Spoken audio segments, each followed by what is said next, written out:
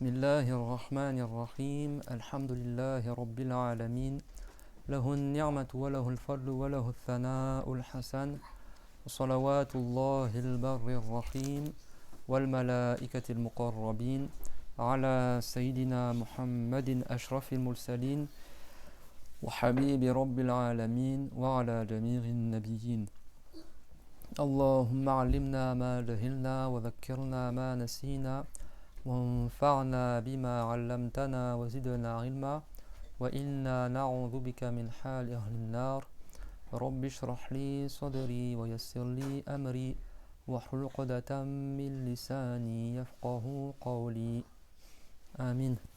أما بعد الله تبارك وتعالى dit dans le Coran honoré وتعاونوا على البر والتقوى ولا تعاونوا على الإثم والعدوان, c'est-à-dire entraidez-vous pour les œuvres de bien et l'obéissance à Allah, et ne vous entraidez pas pour le péché et la désobéissance à Allah. Donc on fait une bonne intention dans le fait de s'entraider pour la piété, qui est le fait d'accomplir les obligations et d'éviter les interdits, et cela par application de la parole du prophète sallallahu alayhi wa sallam, innamal a'malu binniyat wa innama likulli imri'in ma nawa, c'est-à-dire certes les bonnes œuvres ne valent que par les intentions, et certes chaque personne a pour elle ce pourquoi elle a fait l'intention. Donc Inch'Allah, exceptionnellement, à partir de maintenant et pendant l'été, Inch'Allah, on va faire le Mukhtasar du Cheikh Abdullah, rahimahullah, en résumé, en rapide. Comme ça, les débutants pourront voir rapidement depuis le début, on avance, c'est bon. Tous les samedis, c'est bon. Le dimanche, on garde le cours sur la prière. C'est clair, c'est quand il y a beaucoup de débutants qui viennent au cours, comme ça, on fait un cours résumé. On reprend sur la croyance. Et alors, ce livre-là, il est résumé à partir du livre d'un savant du Yémen qui s'appelle Cheikh Abdullah ibn Hussein ibn Tahir, qui est un savant alawite, c'est-à-dire un savant qui descend de Ibn Ubaydillah, qui est un descendant du l'imam Ali, qui est un savant de Ahlul Bayt au Yémen, qui a fait un Mukhtasar dans l'école Shafirite. Et donc ce livre-là qu'on fait, il est résumé de ce livre-là. C'est bon? Et donc c'est le Mukhtasar de Cheikh Abdullah. Donc on va faire ça et on révisera pendant tout l'été, Inch'Allah, le minimum qu'il y a un devoir chaque musulman de connaître. C'est clair?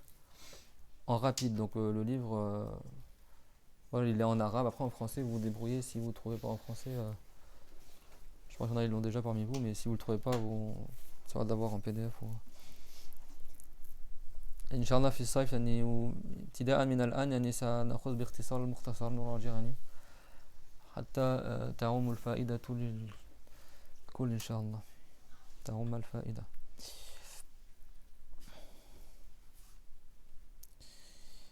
Donc alhamdulillahi rabbil alamin, bismillahir rahmanir rahim, alhamdulillahi rabbil alamin. Anima, ce livre-là, je l'ai pris de l'élève du Cher, donc il y a les enfants, vraiment c'est important que vous écoutiez aussi parce que ça vous concerne aussi. Entre vous et l'auteur du livre, il y a 3 personnes, quoi. Parce que moi, il y a une personne entre le Cher et de qui j'ai pris, et donc vous, ça fait 3 personnes. Donc il a dit dans son introduction, Alhamdulillahi Rabbil Alamin, Al-Hayy Al-Qayyum Al-Mudabbiri Jami' Al-Makhluqin wa ba'd. فهذا مختصر جامع لأغرب الضروريات التي لا يجوز لكل مكلف جهلها من الاعتقاد ومسائل فقهية من الطهارة إلى الحج وشيء من أحكام المعاملات على مذهب الإمام الشافعي ثم بيان معاصي القلب والجوارح كاللسان وغيره. Il y a un frère, je crois, il l'a fait sur une application. En fait, tu as une application sur internet et tu as tout le livre en fait par chapitre. Je vous l'enverrai, je crois que c'est mieux de faire avec ça. Mais après, je vous conseille de l'avoir par écrit, le livre, d'accord? L'avoir par écrit, quoi. Moi, je l'ai en arabe. Toi, tu l'as en français, oui? En français, oui. Après, c'est pas toutes les librairies qui le vendent parce que c'est imprimé au Liban. Là. Ils ont fait une nouvelle édition d'ailleurs. Il y a une nouvelle édition, bon, il y en a... Ça, après, il y a plusieurs éditions différentes, etc. Même en arabe, tu as plusieurs livres différents. Et après, le livre d'origine, Solam at-Tawfiq, tu le trouves sur internet aussi, peut-être en PDF ou tout comme ça, mais il est en arabe, quoi. Et ça, c'est résumé de ce livre, quoi.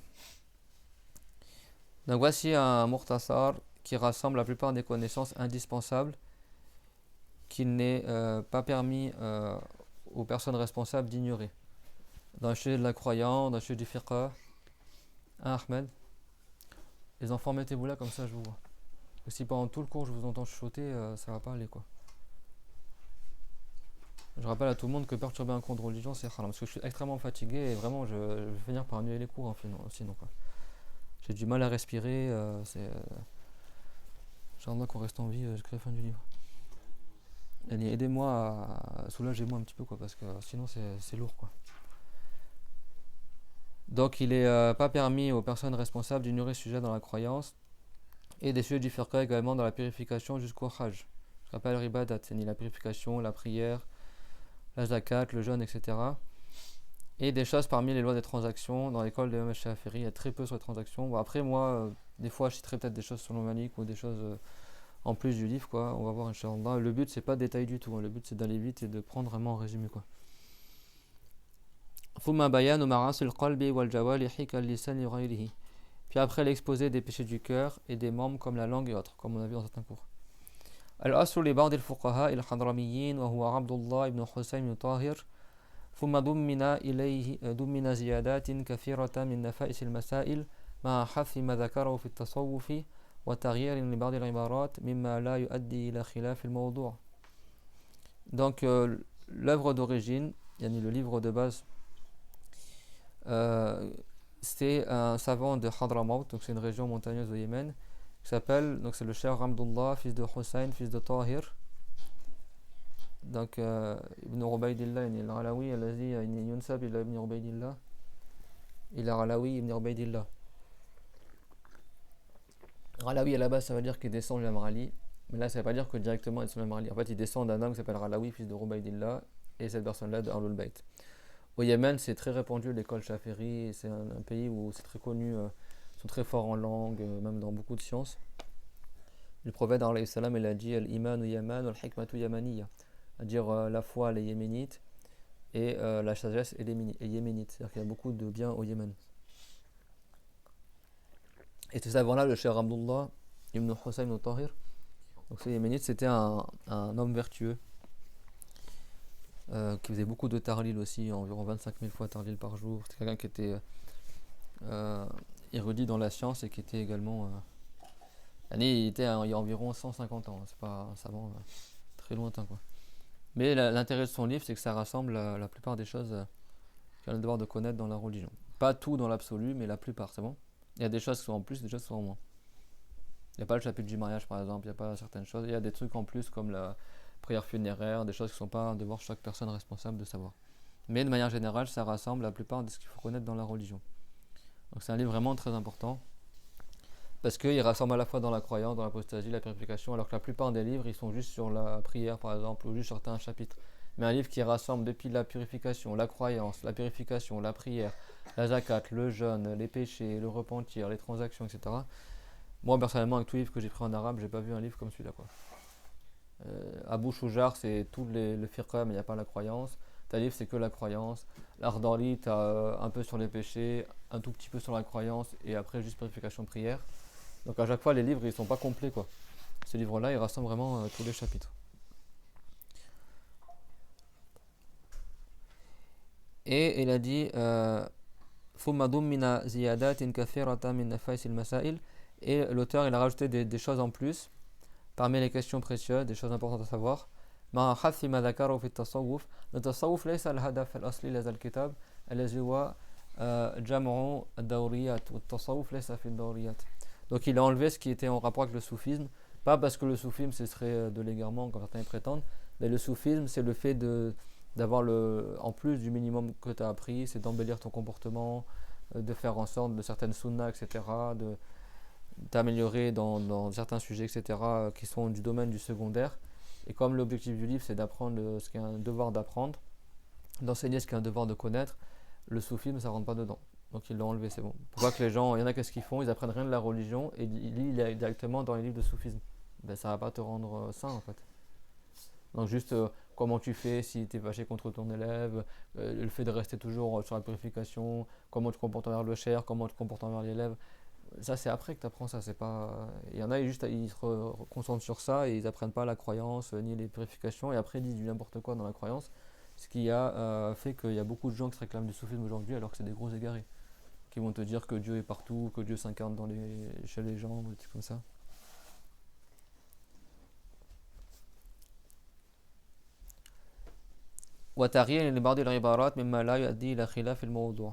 Et il a changé certaines expressions, mais sans que ça change le cœur du sujet. Et le livre, il a été un peu amélioré, quoi. وقد نذكر ما رجحه بعض من الفقهاء الشافعيين كالبلقيني تضعيف ما في الأصل فينبغي عنايته به ليقبل عمله. Donc أسميناه مختصر عبد الله إلى آخره. Donc الكافلة بعلم الدين الضروري. Donc également il a cité certains avis plus forts dans l'école, parce qu'au Yémen souvent ils citent aussi les avis des Nawawi, etc., des savants chaférites connus, mais Nawawi c'était pas le plus fort dans l'école de Chaféri. Et il y a certains avis de Nawawi qui ont été rendus faibles par d'autres savants chaférites qui sont plus que Nawawi dans l'école de Chaféri, comme Al-Bulqini, qui était min Asrab al-Taljir, il est parmi les savants, Asrab al-Wujou, pardon, qui était parmi les mujtahid dans l'école, alors qu'An-Nawawi il est juste parmi les savants qui peuvent faire prévoir les avis. Donc il y a certaines questions, An-Nawawi il a contredit certains sujets, il n'a pas donné des avis les plus forts, et donc Al-Bulqini il a corrigé les paroles d'An-Nawawi, et l'auteur en fait par souci de donner vraiment les avis les plus forts, certains avis il les a remplacés parce qu'il a dit Al-Bulqini, qui était un très grand savant chaférite. Et à son époque on l'appelait Alimud Dunya, le savant de la Dunya, quoi. C'était à son époque parmi les grands savants chaférites qui avaient presque le degré de mujtahid, mais il était mujtahid dans l'école. دوريات الاعتقاد فصل يجب على كافة المكلفين الدخول في دين الإسلام والثبوت فيه على الدوام والتزام ما لازم عليه من الأحكام فمما يجب علمه واعتقاده مطلقا والنطق به في الحال إن كان كافرا وإلا ففي الصلاة الشهادتان وأما أشهد أن لا إله إلا الله وأشهد أن محمد رسول الله صلى الله عليه وسلم. Donc là on va voir le chapitre qu'est-ce qu'il y a un devoir de croire dans la croyance. Donc là les sujets importants, tout n'est pas un devoir, mais la plupart des choses qu'on va citer c'est ce qu'il y a un devoir de connaître dans la croyance. Donc chapitre est un devoir sur l'ensemble des personnes responsables d'entrer dans la religion de l'islam, de s'y maintenir à jamais et d'appliquer ce qui lui incombe parmi ses jugements. Toi tu as le mot jugement ou le mot loi? Moi j'ai observé les jugements qu'il a racontés. C'est bon, ouais. C'est bon. Bon, après, moi j'ai le livre en arabe. Après, la traduction en française, vous vous débrouillez, quoi. Mais c'est le même sens, c'est bon. Je préfère faire avec le truc en arabe parce que des fois en français, la traduction, des fois c'est un peu lointain par rapport à ce qui est marqué en arabe. Donc, Al-Mukallaf al-Bali wal-Aqilu allati balaghathu da'watu al-Islam aslu ad-da'wa yani shahadatan. Le Mukallaf, c'est celui qui est pubère, saint d'esprit, qui a entendu appel à l'islam. C'est bon? Pubère, c'est-à-dire que c'est pas un enfant qui est pas encore pubère. Saint d'esprit, il est pas fou et a entendu appel à l'islam. C'est-à-dire il a entendu la base d'appel à l'islam, c'est-à-dire les deux témoignages, il n'y a qu'un seul Dieu, c'est Allah, et Mohammed est le prophète de Allah. Comme quand tu es au collège par exemple, ou quand on entend le adhan, etc., pour ceux qui comprennent l'arabe. Donc lui il est responsable. Si il est responsable, ses actes sont notés. C'est bon? Ses bons actes et ses mauvais actes. L'enfant musulman qui n'est pas encore pubère, il y a juste ses bonnes actions qui sont notées. C'est la distinction. Et s'il devient pubère, après les péchés sont notés aussi. Donc la personne qui est responsable, s'il a réuni ces trois conditions, c'est quoi les trois conditions pour être responsable? Comme c'est aussi dans l'Ardali et d'autres livres, tous les savants ils disent ça, quoi. Pubère, Saint-Esprit qui a entendu l'appel à l'islam. Voilà, c'est quoi l'appel à l'islam? C'est la base, c'est pas qu'on lui ait fait un cours sur la croyance. Même si on va pas expliquer, le simple fait qu'il a entendu qu'il n'y a qu'un seul Dieu et que Mohammed est le prophète de Dieu, c'est suffisant, on considère qu'il a reçu l'information de l'islam. Et l'appel à l'islam, c'est pas que Mahomet est un prophète, soi-disant. Il n'y a pas de prophète qui s'appelle Mahomet. C'est Mohammed, d'accord? C'est pas quelqu'un qui te dit oui, les musulmans adorent Mohammed, par exemple. Donc il y en a qui croient que l'islam, c'est la religion, c'est de vouer le culte au prophète. Bah lui, il n'a pas reçu l'appel à l'islam, parce qu'on lui a pas transmis l'appel à l'islam, c'est bon? Donc s'il n'est pas musulman, il rentre en islam. S'il est déjà musulman, il met l'intention de rester sur l'islam jusqu'à sa mort. Comme Dieu l'a dit, wa'bud rabbaka hatta ya'tiyaka al-yaqinu, ça veut dire et adore ton Seigneur jusqu'à que la certitude te vienne, c'est-à-dire jusqu'à que tu meurs. Donc c'est pas la personne à dire oh, peut-être l'année prochaine change de religion, etc. Si quelqu'un met l'intention de quitter l'islam dans le futur, il quitte l'islam maintenant. C'est bon? Donc le musulman, comme Dieu l'a dit, wala tamutunna illa wa antum muslimun, et surtout ne mourrez qu'en étant musulman. Début de la ayah, ya ayyuhalladhina amanu taqullaha haqqa tuqatihi wa la tamutunna illa wa antum muslimun. Ô vous les gens qui avez cru, craignez Allah d'une véritable crainte et soyez pieux en accomplissant les obligations et évitant les interdits, et surtout ne mourrez qu'en étant musulman. Donc la piété, c'est ce qui est signifié. Alors c'est pour ça que les livres de religion, il faut les prendre par transmission. C'est pas suffisant, tu achètes le livre et tu le lis tout seul. Il y a plein d'explications à savoir. Quand on dit ce qui lui incombe comme jugement, il y a combien de jugements en islam? 5. 5, c'est quoi les 5 jugements? L'interdit, le déconseillé. L'obligatoire, l'interdit, recommandé, déconseillé et indifférent. L'arkam al-khamsa. Ijab, wal tahrim, wal karaha, wal l'istirbab, wal ibaha. C'est bon, qu'est-ce qui est un devoir sur la personne parmi ces 5? Est-ce que c'est un devoir de faire les recommandés? Non. Est-ce que c'est un devoir de laisser déconseiller? C'est quoi qu'un devoir parmi les 5? C'est gratuit. Faire l'obligation, éviter les interdits. C'est 2 choses. Après, les 3 derniers, c'est quoi? Ce qui est indifférent, ce qui est recommandé et ce qui est déconseillé. Les 3 autres, c'est pas un devoir de les faire ou de les pas les faire. C'est clair, mon tout le monde? Donc quand on dit c'est un devoir qu'il observe ce qui lui incombe comme jugement, c'est-à-dire parmi les 5 jugements, il lui incombe 2 jugements, qui est faire les obligations et éviter les interdits. Comme il a dit Ibn Rashir, d'accord? Que le taqwa c'est imtithal, d'accord? Bidatunal, c'est-à-dire que c'est le fait d'accomplir, d'obéir aux ordres de Allah et d'éviter les interdits. Et là, ce qu'on voit là, même si c'est le livre du Cheikh Abdullah ibn Hussein, même si c'est un livre de savants du Yémen, Shafi'ite, tu retrouves la même chose dans l'Ardali chez les Malikites et tous les savants de Ahl-Sunnah wal Jama'a, c'est la même chose. C'est bon, tout le monde? C'est clair, tout le monde? Donc 3 choses: entrer en islam s'il n'est pas musulman, rester sur l'islam s'il est musulman, pour être sauvé dans l'au-delà, et accomplir ce qu'est un devoir dans les jugements. Et c'est quoi les jugements? C'est 5. Qu'est-ce qu'est un devoir? C'est accomplir les obligations et éviter les interdits. C'est clair, tout le monde? Parce que dans le passé, dans la traduction, il disait selon ses lois. Ce qu'il disait, c'est pas les lois, c'est les jugements. D'ailleurs, j'étais parmi ceux qui ont fait remonter ça à ceux qui ont imprimé le livre, et je pense que c'est pour ça aussi que, bien sûr, d'autres gens aussi ils ont intervenu, et je pense qu'ils ont changé le mot depuis, parce que c'est récent qu'ils ont changé le mot. Alors, il y a plusieurs éditions, il y en a plein de 2005, 2000, années 80, etc. Et si vous n'avez pas le même livre que ça, et il y a plusieurs éditions, mais globalement, c'est la même chose. Soit un livre, ça se prend par transmission, et lors de la transmission, tu vois après est-ce que ta version elle est conforme ou pas. S'il y a un truc à changer, tu changes. فمما يجب علمه واعتقاده مطلقا والنطق به في الحال إن كان كافرا وإلا ففي الصلاة الشهادتان وهما أشهد أن لا إله إلا الله وأشهد أن محمد رسول الله صلى الله عليه وسلم.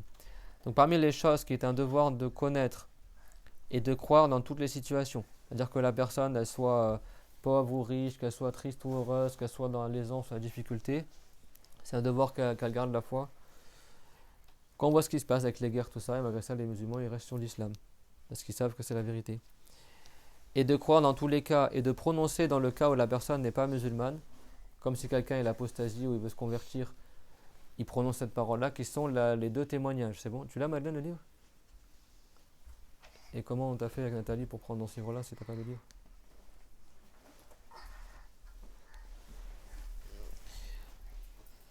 Donc, il y a les 2 témoignages ou l'attestation de foi qui est: je témoigne qu'il n'y a qu'un seul Dieu, c'est Allah, et je témoigne que Mohammed est le messager de Allah. C'est clair? Moi, je vous dis juste une chose, hein, ce cours-là, je n'ai pas du tout envie de traîner dessus. À dire, je vous le donne rapidement pour que ça soit efficace pour les nouveaux, et pour moi, ça me tient à cœur de le donner. Je ne sais pas que pendant tout le cours, les gens ils fassent du bruit, etc. Concentrez-vous, parce que c'est un devoir d'apprendre ces sujets-là.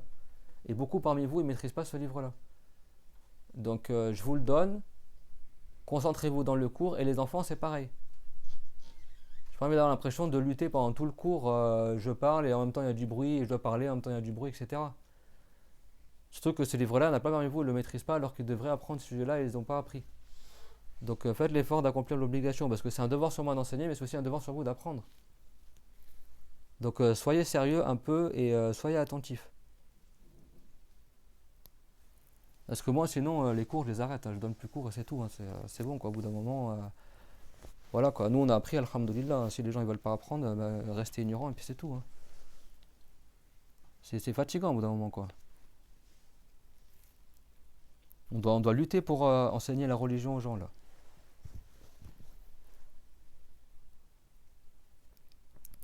Donc il n'y a qu'un seul Dieu, c'est Allah, et je témoigne que Mohammed est le messager de Allah, sallallahu alayhi wa sallam.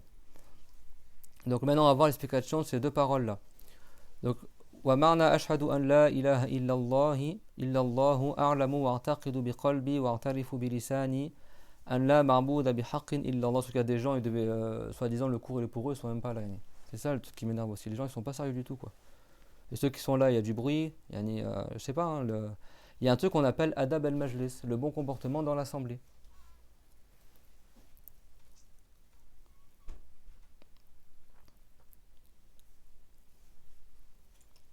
La signification de Ashhadu an la ilaha illallah, a'lamu wa a'taqidu bi qalbi wa a'tarifu bi lisani, an la ma'buda bi haqqin illallah al-wahid al-ahad al-awwal al-qadim al-hayy al-qayyum al-da'im al-khaliq al-raziq al-alim al-qadir al-fa'al lima yurid. Ce livre-là, on l'apprenait par cœur, quand j'étais au Liban. ما شاء الله كان وما لم يشاء لم يكون الذي لا حول ولا قوة إلا به الموصوف بكل كمال يليق به المنزه عن كل نقص في حقه. Certains étudiants, juste par le fait d'avoir appris par cœur en arabe les deux témoignages, ils ont vu le prophète en rêve.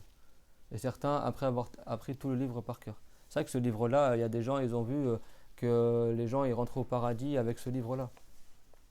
Je connais des gens qui assistent au cours-là, qui l'ont pris pendant la Ramadan et ils ont dit ils n'ont jamais vu un livre comme ça où ça réunit tous les sujets. Ça, concentrez-vous, c'est des livres, c'est important.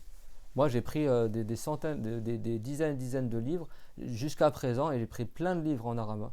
Dans plusieurs écoles, etc. Je n'ai jamais trouvé un livre mieux que celui-là qui rassemble tous les sujets de la religion. Tous les autres livres, Abu Shujar, ce que tu veux, même Fath al-Wahhab, où tu prends Al-Minhaj al-Talibin, où tu prends Al-Akhdari, où tu prends Ibn Rashid, etc. Ce ne sont pas des livres qui rassemblent tous les sujets de la religion. Je n'ai jamais vu un livre de religion qui rassemble tous les sujets de la religion autre que ce livre-là. Donc, prenez le soin d'être attentif pendant les cours. Donc, la signification de Ashhadu an la ilaha illallah, la signification de je témoigne qu'il n'y a qu'un seul Dieu, c'est Allah, c'est je sais, je crois par mon cœur et je reconnais par ma langue. Et à la base de l'étude du livre, c'est Sulam al-Tawfiq ila mahabbatillahi ala tahqiq. Ça veut dire l'échelle de la facilité pour atteindre l'agrément de Allah. C'est ça le titre du livre, Sulam al-Tawfiq. Bon, là-bas, Sulam, après le titre, il y en a, ils ont mis ila ma'rifatillahi ala tahqiq. لكن المسلم يعرف الله عز وجل. ف يعني الاسم ولا المسمى يعني حقيقة هذا الكتاب سلم للتوفيق يعني وللوصول إلى الجنة. يعني le livre, ça veut dire l'échelle qui te mène à l'agrément de Allah. C'est porte vraiment son nom, quoi.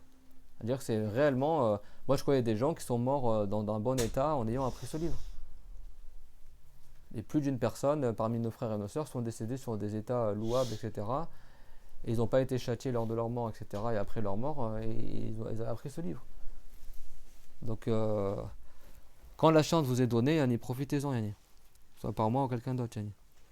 C'est des sciences, si vous saviez, c'est pas tous les livres, il y a tout ce que tu as besoin dedans. Donc ça veut dire trois choses. Quand on dit Ashhadu, je témoigne, ça veut dire je sais, je crois par mon cœur et je reconnais par ma langue. Donc il y a deux choses. D'accord ? Le fait de savoir par le cœur, le fait de croire par le cœur et le fait de reconnaître par la langue. C'est clair, tout le monde ?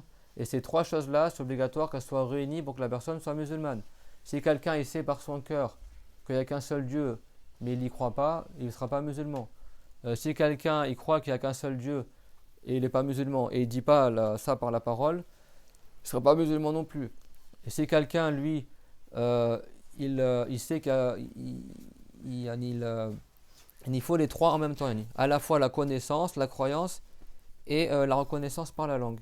Le grand-père, l'oncle du prophète, Abu Talib, il savait très bien que Mohammed est le prophète de Dieu, mais il n'a jamais voulu le dire. Il n'a jamais voulu le dire par la langue. Il est mort sur autre que l'islam. Pourquoi ? Parce que c'est pas suffisant juste d'avoir la connaissance, il faut aussi avoir le reconnaître par sa langue, c'est clair ? Donc c'est pour ça que les Chafiris disent c'est plus fort que quelqu'un, au lieu de dire juste la ilaha illallah, il dit ashhadu an la ilaha illallah. Je témoigne qu'il n'y a qu'un seul Dieu, c'est Allah. ولا يقال أشهد أن لا إله إلا الله. هذا غلط باللغة يعني، لأنه أن حرف مشابه بالفعل يحتاج إلى اسم وخبر. إذا قال أشهد أن لا إله إلا الله ينقص الخبر، يقول مثلا حق مثلا. Et c'est pas valable de dire je témoigne en arabe, de dire ashhadu anna la ilaha illallah. C'est ashhadu an la. C'est pas anna la. C'est bon? C'est an mukhaffafa, yani sans shadda. Parce que ça change le sens. C'est comme je disais je témoigne que la ilaha illallah, et après il manque le complément. Donc la personne, c'est pas un devoir qu'elle le dise en arabe. Si elle sait pas le dire en arabe, elle le dit en français. Je témoigne qu'un seul Dieu c'est Allah. Je témoigne que Mohammed est le messager de Allah. Et la ilaha illallah, ça veut dire la ma'bouda bi haqqin illallah, que personne ne mérite d'être adoré, ce n'est Allah. Al-Wahid est celui qui est unique, qui n'a pas d'associé, qui n'a pas de ressemblant. Al-Ahad, c'est-à-dire que Dieu est unique, qu'il n'est pas un corps, qui ne se divise pas, qui n'a pas de ressemblant. Al-Awwal, ça veut dire celui qui n'a pas de début à son naissance, que Dieu n'est pas créé, qu'il existe, qu'il est avant toutes les créatures. Al-Qadim, c'est le même sens qu'Al-Awwal. Al-Hayy, c'est pour attribuer la vie. La vie de Allah, c'est pas fait de sang, ni de chair, ni d'âme. Al-Qayyum, celui qui n'a besoin de rien et à qui est impossible l'anéantissement. Al-Da'im, celui qui n'a pas de fin. Al-Khaliq, le créateur. Al-Raziq, celui qui accorde la subsistance. La subsistance, c'est tout ce qui est utile à la personne, que ce soit licite ou illicite. La subsistance, elle n'est pas restreinte à ce qui est halal. Al-Rizq, la yartasu bil-halal. Khilafan lima taqulu al-Mu'tazila. عند المعتزلة الرزق هو ما كان حلالا. هذا باطل. على زعمهم إذا شخص غذي بالحرام طوال حياته يعني لم يرزق. Donc il y a un groupe égaré, on en reviendra souvent dans le livre, qui s'appelle les Mu'tazila, qui eux prétendaient soi-disant que la subsistance c'est que ce qui est licite, c'est-à-dire la nourriture qui est licite, les vêtements qui sont licites. Pour eux, si c'est haram, c'est pas une subsistance que Dieu t'accorde. C'est l'égarement ça. Il n'y a que Dieu qui accorde la subsistance. Donc pour eux, ça reviendra à dire que si quelqu'un a consommé l'interdit pendant toute sa vie, il n'a jamais été pourvu par Allah de subsistance. C'est n'importe quoi. Dieu, parmi les noms qui sont spécifiques à Allah, il y a Ar-Razzaq, celui qui donne la subsistance. Donc c'est quoi la subsistance? C'est tout ce qui est profitable à la personne. Que ça soit licite ou illicite. Répondez, bah ça c'est des choses, c'est pas parce que c'est un cours pour débutants, je peux vous dire qu'il y a plein de trucs que les gens, et même ceux qui ne sont pas débutants, ne le savent pas. Hein. Et alors moi le but c'est que je vais aller vite, mais je vais insister sur les points importants à savoir. Donc c'est quoi la subsistance? Ce qui est utile à la personne. Ce qui est utile à la personne, comme habits, nourriture ou autre que cela, même la science c'est une subsistance, qu'elle soit licite ou illicite. C'est bon? Toute créature a une utilité, même si elle est illicite. Barakallahu fik pour la vanille, j'avais. C'est clair, mon témoin? Nous, le cher, quand il a transmis ce livre-là, cher Nabil, en 3 jours, on l'a pris. C'est trop bien. En 3 jours, et lui, il l'a pris directement du cher. Donc, le but, c'est de faire vite. Comme ça, on profite pendant l'été, on révise tout le minimum. Comme on a dit, on fera des cours d'arabe aussi, et ça aussi. Et puis, le dimanche, on fera le cours sur la prière. Et donc, et moi je trace, c'est-à-dire que les 3/4 de ce que je dis, c'est marqué dans le livre. Donc, si vous avez le livre, il n'y a pas besoin de tout noter. Hein. C'est bon? Ceux qui n'ont pas le livre, essayez de l'avoir pour la semaine prochaine, Inch'Allah Ta'ala. Et essayez de l'avoir en papier, comme ça vous notez dessus. Pas juste les téléphones, là, à chaque fois, et tu perds ton téléphone, ça, il ne te reste plus rien après. Donc là, ce qui est bien, c'est qu'il cite certains noms de Allah Azza wa Jal également. Al-Alim, à dire que Dieu, il sait tout. Et la science de Allah, donc on ne diminue pas. Allah subhanahu wa ta'ala. Al-Fa'alu lima yurid, celui qui fait absolument tout ce qu'il veut. Ça, c'est les noms spécifiques à Allah. Al-Fa'alu lima yurid. Comme c'est marqué dans le Coran, Al-Fa'alu lima yurid. Ma sha'Allahu kana wa ma lam yasha' lam yakun. C'est-à-dire ce que Dieu a voulu de toute éternité que ça ait lieu, ça aura lieu. Et ce qu'il n'a pas voulu, ça n'aura pas lieu. Et ça, c'est vraiment la base de l'islam. Tout ce qui se passe dans le monde, c'est par la volonté de Allah Azza wa Jal. C'est clair, mon tout le monde? Donc, ça, tout le monde dit, et c'est Masha'Allah, c'est pas Masha'Allah comme ils disent maintenant. Même en arabe, ils écrivent Mim, Shin, Masha'Allah, Ma, Nafiya, Sha'a, Fi'lul Madin, Mamir al-Fatar, Wa Allah, Laysa Mim, Shin, Muttasil Bibard, c'est pas Masha'Allah. Masha'Allah en arabe, ça veut dire Dieu a marché. Masha en arabe, c'est le verbe marcher, et Allah, c'est pas Masha'Allah. C'est Ma Sha'Allah, c'est bon? Ma Sha'Allah. c'est ma qui veut dire la négation, sha'a qui veut dire vouloir, et Allah. Et Dieu n'a pas voulu cela. C'est bon, ma sha'Allahu kan. C'est pas la négation, quand je suis fatigué. Ma, ça veut dire ce que Dieu a voulu. Euh, et, d'accord, kan, ma, ça veut dire ce que, parce que ma aussi en arabe, ça veut dire la négation.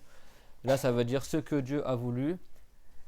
Ma, yani ce que, sha'a a voulu, Allah, Dieu, yani, kana, et, c'est bon. Et ce qui ne veut pas n'est pas, wa ma lam yasha lam yakun, c'est bon. Donc, que ça soit une pensée, que ça soit quoi que ce soit comme créature, etc., tout se passe par la volonté de Allah Azza wa Jal. Il n'y a rien qui se passe dans le monde sans que Dieu ne l'ait voulu. Et ça, c'est le prophète qui a enseigné cette parole-là à l'une de ses filles.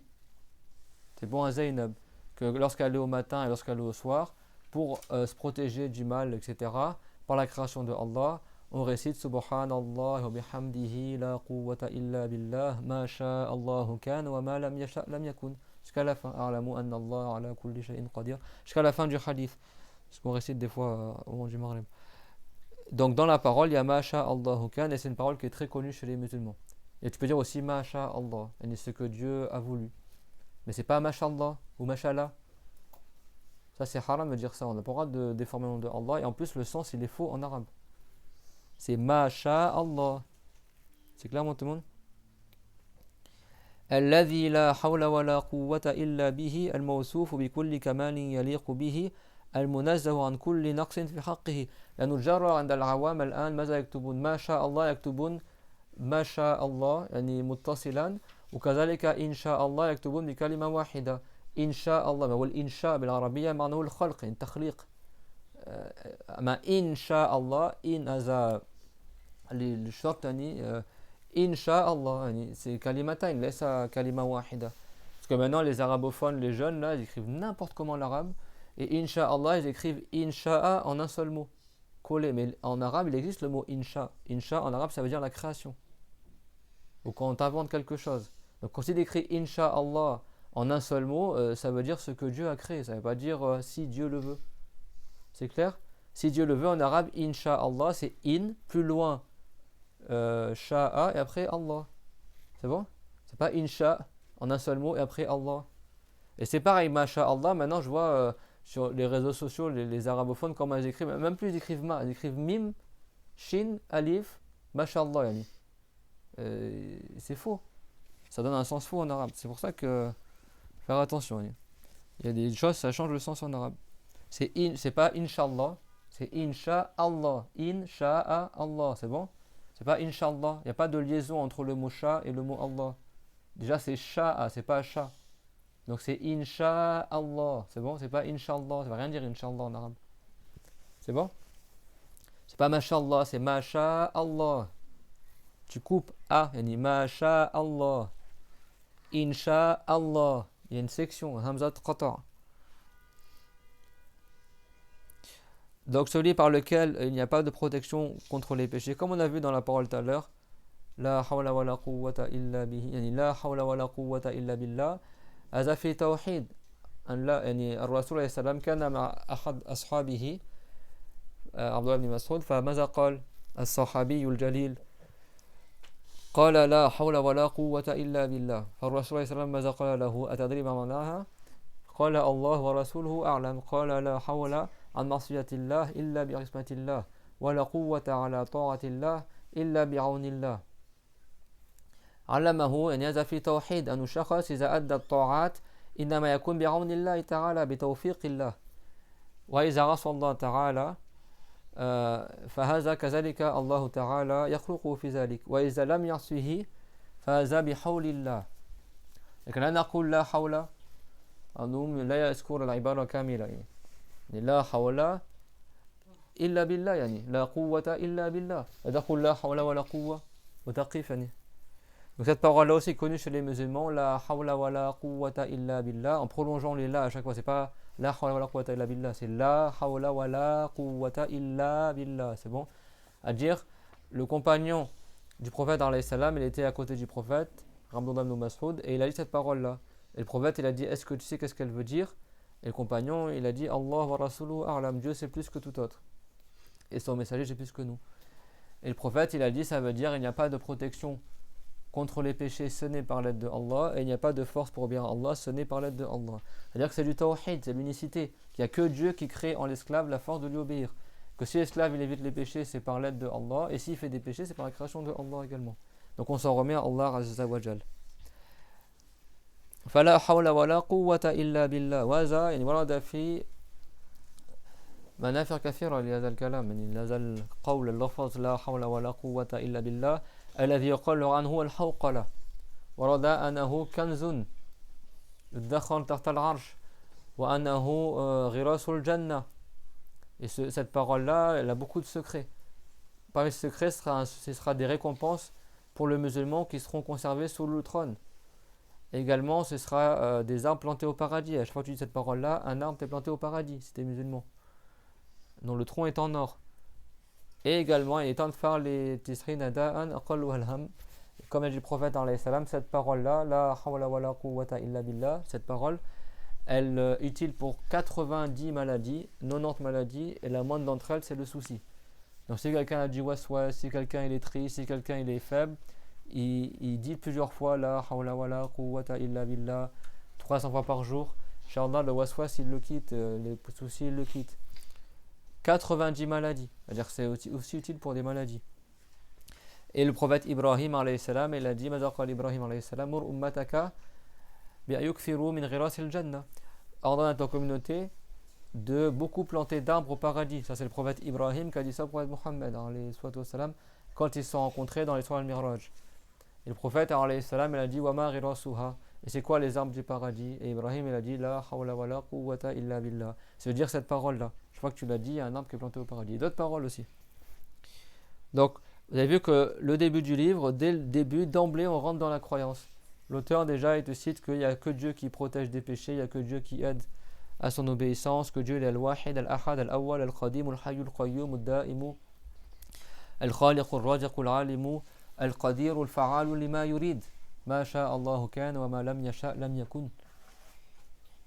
الذي لا حول ولا قوة إلا به الموصوف بكل كمال يليق به الموصوف بكل كمال يليق به لأن ليس كل كمال يليق بالله عز وجل بعض الأشياء تكون كمالا في حق المخلوق وليس كمالا في حق الخالق مثلا الذكاء مثلا الجمال الخلقي هذا كمال في حق البشر وهذا شتم لله تعالى لأن الشكل لا يوصف به الله عز وجل وكذلك الذكاء يعني سرعة الفهم هذا لا يوصف به الله تبارك وتعالى إنما نقول الله كامل الأوصاف الله عليم بكل شيء.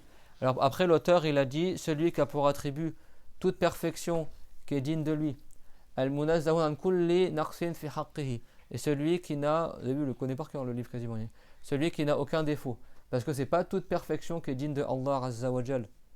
C'est bon, il y a des perfections pour nous qui sont des défauts pour Dieu. Enfin, pour l'être humain, tu vas dire il est intelligent, il est beau physiquement. Ça, ce sont des perfections pour l'être humain. Mais pour Dieu, c'est une insulte. On ne dit pas Dieu, il est beau physiquement. On ne dit pas Dieu, il est intelligent. On ne dit pas Dieu, c'est une intelligence supérieure. Parce que l'intelligence, c'est le fait de comprendre rapidement. Dieu, il sait tout. Il n'y a pas besoin de comprendre. C'est clair pour tout le monde? Et Allah Ta'ala, il n'est pas concerné par l'image, ni par l'apparence. C'est clair? Donc on ne dit pas Dieu il est beau. On dit Dieu il a l'attribut de perfection. Parce que la beauté c'est quoi? C'est la concordance dans les proportions, etc. Donc on ne dit pas Dieu il est beau. Amal hadithu inna Allah jamilun yuhibbul jamal laysa ma'nahu anna Allah azza wa jal jamilul shakal. لأن الله عز وجل لا يوصف بالشكل.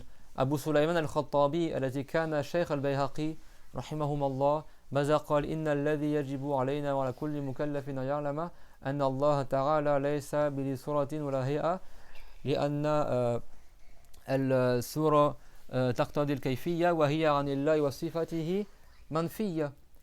Abu Sulayman al-Khattabi, les enfants, qui était le cher de l'imam al-Bayhaqi, qui est un hafiz dans le hadith, il a dit une parole importante dans la croyance. Il a dit ce qui est un devoir sur nous, sur les personnes responsables.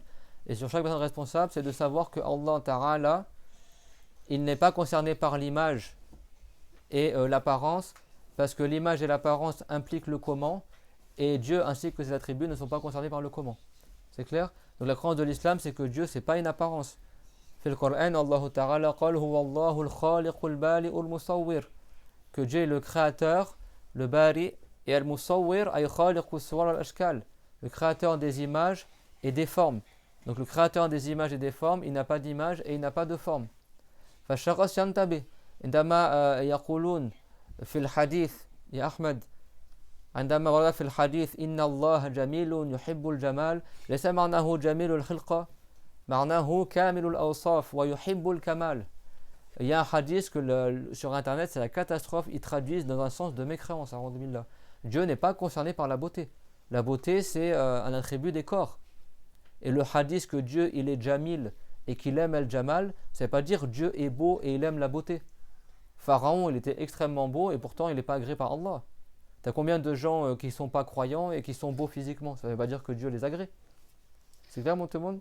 Il y a des gens qui ne sont pas forcément beaux physiquement mais qui sont agréés par Allah. C'est clair ce que je dis? Et donc on ne dit pas Dieu est beau parce que Dieu c'est pas un corps qui serait concerné par la beauté. Et on ne dit pas Dieu il aime la beauté. Ce hadith là il ne veut pas du tout dire ça en arabe. Parce qu'en arabe, sachez une chose, la perfection en arabe on l'appelle jamil ou jamal. La bonne action on l'appelle aussi jamil. Al-ihsan yuqal lahu jamil. Quand tu fais le bien en arabe on dit tu as fait un jamil. Et si quelqu'un est bienfaiteur, on dit qu'il est jamil, même s'il n'est pas beau physiquement. Vous comprenez ce que je veux dire? Donc il y a quelque chose qui existe en arabe qu'on appelle la polysémie. Les mots en arabe ont plusieurs sens. C'est pas, même si jamil ça veut dire beau, ça ne veut pas dire que beau. Jamil ça veut dire aussi le bienfait, la bienfaisance, la perfection. Quand on dit que Dieu est jamil, ça ne veut pas dire que Dieu est beau physiquement. Ça veut dire que Dieu il est parfait, c'est-à-dire qu'il n'a pas les attributs des créatures. C'est quoi l'attribut des créatures? Comme la couleur, comme le fait d'apprendre des choses, d'oublier, comme le fait de tomber malade, le fait de se déplacer, le fait d'avoir une image, le fait d'être quelque part, le fait de mourir, le fait d'avoir besoin d'autre chose. Ça, c'est l'attribut des créatures. Dieu, il est parfait, Jalla Jalaluhu, c'est-à-dire qu'il n'a pas l'attribut des créatures. C'est ça que ça veut dire Allahu Jamil. Wa yuhibbul jamal, que Dieu, il aime et qu'il agrée al-jamal, ça ne veut pas dire que Dieu, il aime la beauté. Soit disant, les gens ils sont là, non mais moi je vais décorer la maison parce que Dieu il aime la beauté. Ou alors, ah mashallah, ma soeur t'es belle, Dieu il aime la beauté. Mais ça c'est de l'égarement de dire ça. À partir de quel moment le critère pour entrer au paradis c'est d'être beau? À partir de quel moment le critère pour être agréé par Allah c'est d'être beau physiquement? Déjà est-ce que quelqu'un il choisit son physique? Non. Donc on est juste pour des choses qu'on ne connaît pas, c'est pas nous qui avons décidé. Alors que dans le hadith rapporté par Muslim, le prophète il a dit Inna Allah لا ينظر إلى صوركم ولا إلى أجسادكم يعني الله تعالى لا يحاسبكم على صوركم ولا على أجسادكم ولكن ينظر إلى قلوبكم وفي رواية وأعمالكم فالمسلم لا يحاسب على شكله إنما يحاسب على قلبه وفعله وليس على مجرد الهيئة والمنظر وإلا كم من الناس جميل الشكل ويصيرون حطبا لجهنم وقودا لجهنم. أليس ورد عن عيسى عليه السلام أنه قال كم من جسد صحيح ووجه صبيح ولسان فصيح في نار جهنم يسيح. يعني le prophète عليه السلام dans Muslim, c'est rapporté dans le Muslim qu'il a dit concentrez-vous parce que je veux aller vite dans ce cours. Donc vous vous concentrez s'il vous plaît. Le prophète alayhi salam, il a dit certes Dieu il ne vous juge pas en fonction de vos apparences. Le prophète il nous a enseigné que c'est pas parce que tu es blanc, noir, jaune, rouge, ça compte pour rien du tout ça en islam. La fadla li arabiyyin ala arjamiyyin illa bit taqwa. Il n'y a pas un mérite pour un arabe sur un non-arabe, ce n'est par la piété. Donc c'est pas est-ce que tu es beau, pas beau ou machin, ça n'a rien à voir. Maintenant aujourd'hui c'est si tu as de la barbe ou pas, si tu fais arabe ou pas, les gens ils déclarent musulmans ou mécrans en fonction de ta tête. C'est ça maintenant les réseaux sociaux. C'est à la tête du client maintenant, c'est pas du tout comme ça la religion de l'islam. C'est pas est-ce que tu es arabe ou pas, la plupart des musulmans aujourd'hui sont pas arabes. À l'époque du prophète, tu as plein de grands savants, ils étaient perses, c'était pas arabes par exemple. Donc ça n'a rien à voir. Dans le hadith rapporté par Muslim, le prophète l'a dit que Allah il ne vous juge pas en fonction de vos corps ni de vos apparences, mais vous juge en fonction de vos cœurs et en fonction de vos actes. Et ça c'est un hadith sahih rapporté par Muslim. Donc, comment le prophète dit ça dans le hadith? Et soi-disant, après, dans un autre hadith, il va dire que Dieu, il aime ce qui est beau. Donc si t'es pas beau, t'es pas agréé par Allah. C'est quoi cette contradiction? C'est rapporté du prophète Isa alayhi salam, Jésus, qu'il a dit combien de gens ils ont un visage beau comme l'aube du matin, une langue éloquente et un corps en bonne santé, et pourtant ils crieront en enfer. C'est-à-dire que c'est pas la santé, ni la beauté, ni l'éloquence qui fait que tu rentres au paradis. C'est est-ce que tu as la foi et est-ce que tu es agréé par Allah dans tes actes. C'est clair, mon tout le monde? Inna akramakum indallahi, inna akramakum indallahi atqakum. Donc faire attention à ça. Yani, le hadith ne veut pas dire Dieu est beau, il aime la beauté. Pas du tout. Al-Jamil en arabe, ça veut dire quoi? Que c'est qui répète? Soit ça veut dire la perfection, c'est-à-dire que Dieu est parfait, il n'a pas de défaut, et il aime la perfection dans ses créatures, c'est-à-dire qu'il aime que tu aies un bon état, comme le fait que tu sois pieux, le fait que tu aies un bon comportement. Yani yuhibbul kamal. Allahu yuhibbu min al-muslim ayakun kamilan, yani taqiyan, ayakun dha khuluqin jamil. Que Dieu il est parfait et il aime que le musulman soit complet. C'est-à-dire que le musulman ait un bon comportement, qu'il soit pieux. C'est ça que ça veut dire. Que Dieu il est jamil et il aime ce qui est jamil. C'est-à-dire quoi? Que Dieu il est parfait et il aime que ses esclaves, que ses créatures croyantes, elles recherchent la perfection dans leur comportement, dans leur foi, etc. Bon, nous on n'est pas parfaits, on est des humains, mais on cherche la complétude, la piété, etc. Le bon comportement, tout ça. C'est ça que ça veut dire. Et ça, le bon comportement, la complétude, on appelle ça al-jamal en arabe. C'est bon? Et il y a une autre interprétation, c'est quoi? Qu'est-ce qu'on a dit aussi? Ça veut dire quoi, jamil aussi en arabe? La bonne action. Ça veut dire que tout simplement Dieu il est jamil, c'est-à-dire que Dieu il crée le bien et il aime al-jamal, il aime que tu fasses le bien. Tout simplement. Yani tafsiran yazal hadith. Imma ayakun al-marna, ayakun al-marna, inna Allah كامل الصفات ويحب الكمال يحب حسن الحال عند عباده المؤمنين وما يكون المعنى إن الله محسن يحب الإحسان إن الله يأمر بالعدل والإحسان وإيتاء ذي القربى وينهى عن الفحشاء والمنكر والبغي يعظكم لعلكم تذكرون. Et donc la deuxième explication du hadith, c'est que Dieu, c'est lui qui crée le bien et il aime que tu sois bienfaisant. C'est clair, mon tout le monde? C'est-à-dire que Dieu il récompense la bienfaisance. Quand on dit que Dieu il aime, c'est-à-dire qu'il récompense dans l'au-delà celui qui fait ça. C'est clair, mon tout le monde? Ça veut pas dire que Dieu a des sentiments. Quand on dit l'amour de Dieu, soi-disant, Dieu il aime, etc. Aujourd'hui, les gens, limite, on dirait qu'ils parlent, on parle de ton père ou de ta mère, c'est comme ça. Non, mais il faut rechercher l'amour de Dieu. Dieu il va t'aimer. Comment tu fais en sorte que Dieu il t'aime? Mais tu sais, ils disent d'une manière comme si Dieu a des sentiments. L'amour de Allah, mahabbatullah, c'est-à-dire l'agrément de Allah, ça veut dire que Dieu il a pour volonté de récompenser ta bonne action dans l'au-delà. Ça veut dire que Dieu a des sentiments. Les sentiments, c'est l'attribut des créatures, pas du créateur. Sentiments, ça, c'est un changement. Dieu ne change pas. Dieu a de toute éternité la volonté de récompenser certaines créatures et de punir d'autres créatures. En arabe, la récompense éternelle des créatures, on appelle ça l'amour de Dieu, et la punition éternelle, on appelle ça la colère de Dieu. C'est pas du tout des sentiments. Colère de Dieu, mais nous on ne dit pas ça en français, mais juste pour que vous compreniez pourquoi ils disent ça sur internet. Radabullah, ça veut dire la volonté que Dieu a de châtier la personne. Et la volonté de Allah ne change pas. Avant même que Dieu ait créé les créatures, il avait déjà comme volonté que certaines créatures seront punies et d'autres seront récompensées. Ben, la punition dans l'au-delà, c'est ce qu'on appelle Radabullah, le châtiment de Allah, soi-disant la colère de Dieu, et la récompense éternelle dans l'au-delà, on appelle ça l'amour de Allah, l'agrément de Dieu. C'est ça que ça veut dire, ça n'a rien à voir avec les sentiments. Faire attention, c'est ça que nous on évite de traduire l'amour de Dieu ou la colère de Dieu. Sachant que les chrétiens à la base, quand ils disent l'amour de Dieu ou la colère de Dieu, ils ne visent pas le sentiment. Ils comprennent la punition de Dieu ou l'agrément de Dieu. Mais aujourd'hui, les gens, il y a tellement de gens égarés, anthropomorphistes ou autres, qui croient que Dieu est un corps, que Dieu est comme l'être humain, que quand tu sors des mots là, ils vont comprendre les sentiments. C'est vrai qu'il faut apprendre la bonne croyance. Aujourd'hui, il n'y a quasiment personne qui a la bonne croyance. Sur Internet, ils parlent de tout sauf de la croyance. Ben, la base de l'islam, c'est la croyance. N'est-ce pas? Dans l'Ardari, il dit quoi? Awal ma yajibu al-mukallafin tasrihu imanihi, que la première chose qu'un devoir sur les personnes responsables, c'est de corriger sa croyance, d'avoir la bonne croyance. Et c'est que la personne responsable C'est la personne qui est douée de raison, qui comment dire, atteint la puberté et qui a entendu les bases du message de l'islam dans une langue qu'il comprend. Et qui c'est qui a dit ça? Alors, Al-Ardali. Et là, on fait le Mukhtasar de Cheikh Abdullah, il dit la même chose. Il n'y a aucune différence entre les savants sunnites. Même ces sujets-là, C'est des sujets, quelle que soit l'école de jurisprudence. Hein. Tu prends un livre Hanafite, Shafirite, Malikite, ils disent tous la même chose. Ceux qui disent autre chose que ça, tu peux être sûr que ce n'est pas des gens qui enseignent la science de Ahl-Sunnah ou Al-Jama'a. Vous avez compris pourquoi maintenant l'auteur il a dit que Dieu il a pour attribut toute perfection qui est digne de lui? Parce qu'il y a des perfections pour nous qui sont des défauts. La beauté physique, c'est une perfection pour l'être humain. Tous les prophètes étaient extrêmement beaux. Dieu, on ne dit pas qu'il est beau physiquement. Dieu n'a pas de physique. Ça ne veut pas dire que Dieu il est faible. Le créateur des corps n'est pas un corps. Le créateur des images n'est pas une image. Si Dieu avait un physique, alors qui lui a donné ce physique-là? Le corps, al-jisam murakkab, yartaj ila man rakkabahu, wal muhtaj da'if, wal da'if la yakunu ilahan.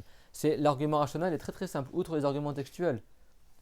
Dieu l'a dit, wa ja'alu lahu min ibadihi juz'an innal insana lakafurun mubin. Et ils ont attribué à Allah des parties de ses créatures, des membres et tout ça. Ces gens-là sont des égarés évidents. C'est dans le Coran ça. Donc Dieu n'est pas un corps, il n'a pas des membres, etc. Et le corps, la preuve, outre la preuve textuelle qu'on vient de voir maintenant, la preuve rationnelle, c'est que le corps est composé de parties. Et celui qui est composé a besoin de qui l'a composé. Toi, c'est pas toi qui as choisi d'avoir 2 bras, 2 yeux, etc. 2 oreilles. Tu as besoin de qui a voulu pour toi que tu sois ainsi. Et c'est Dieu.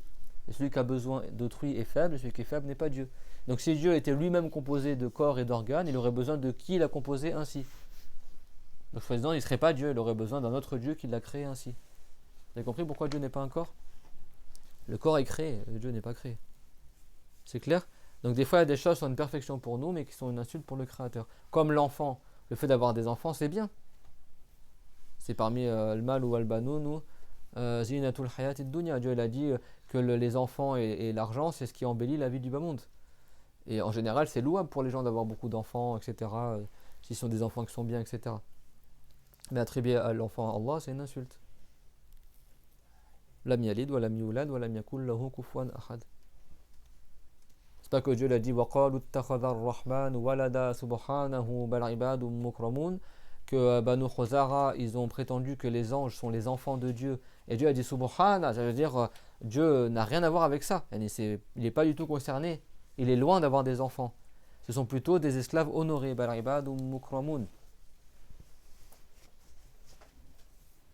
La yasbiqunahu bil qawli wa hum bi amrihi ya'malun. Ça veut dire que les anges, ils ne devancent pas les ordres de Allah et ils ne font que ce que Dieu leur ordonne. Wala yashfa'una illa liman irtada, et qu'ils intercèdent au jour dernier que pour les gens qui ont eu l'agrément de Allah par leur foi en Dieu. Donc tout ça c'est dans les textes. Dans le surah de Muslim, Dieu il a dit dans le hadith Qudsi, laqad shatamani ibnu Adam wa lam yakun lahu dhalik, le fils de Adam m'a insulté et n'avait pas le droit de m'insulter. Wa amma shatmuhu iyaya qalu ittakhadha Allahu walada. Et quant à son insulte à mon égard, c'est le fait qu'il a dit que Dieu a eu un enfant. Donc pour nous, c'est pas insultant d'avoir un enfant. Et pour Allah, c'est insultant. Parce que c'est lui attribuer une caractéristique des créatures. Et toute caractéristique des créatures est un défaut pour le Créateur. C'est clair, mon tout le monde?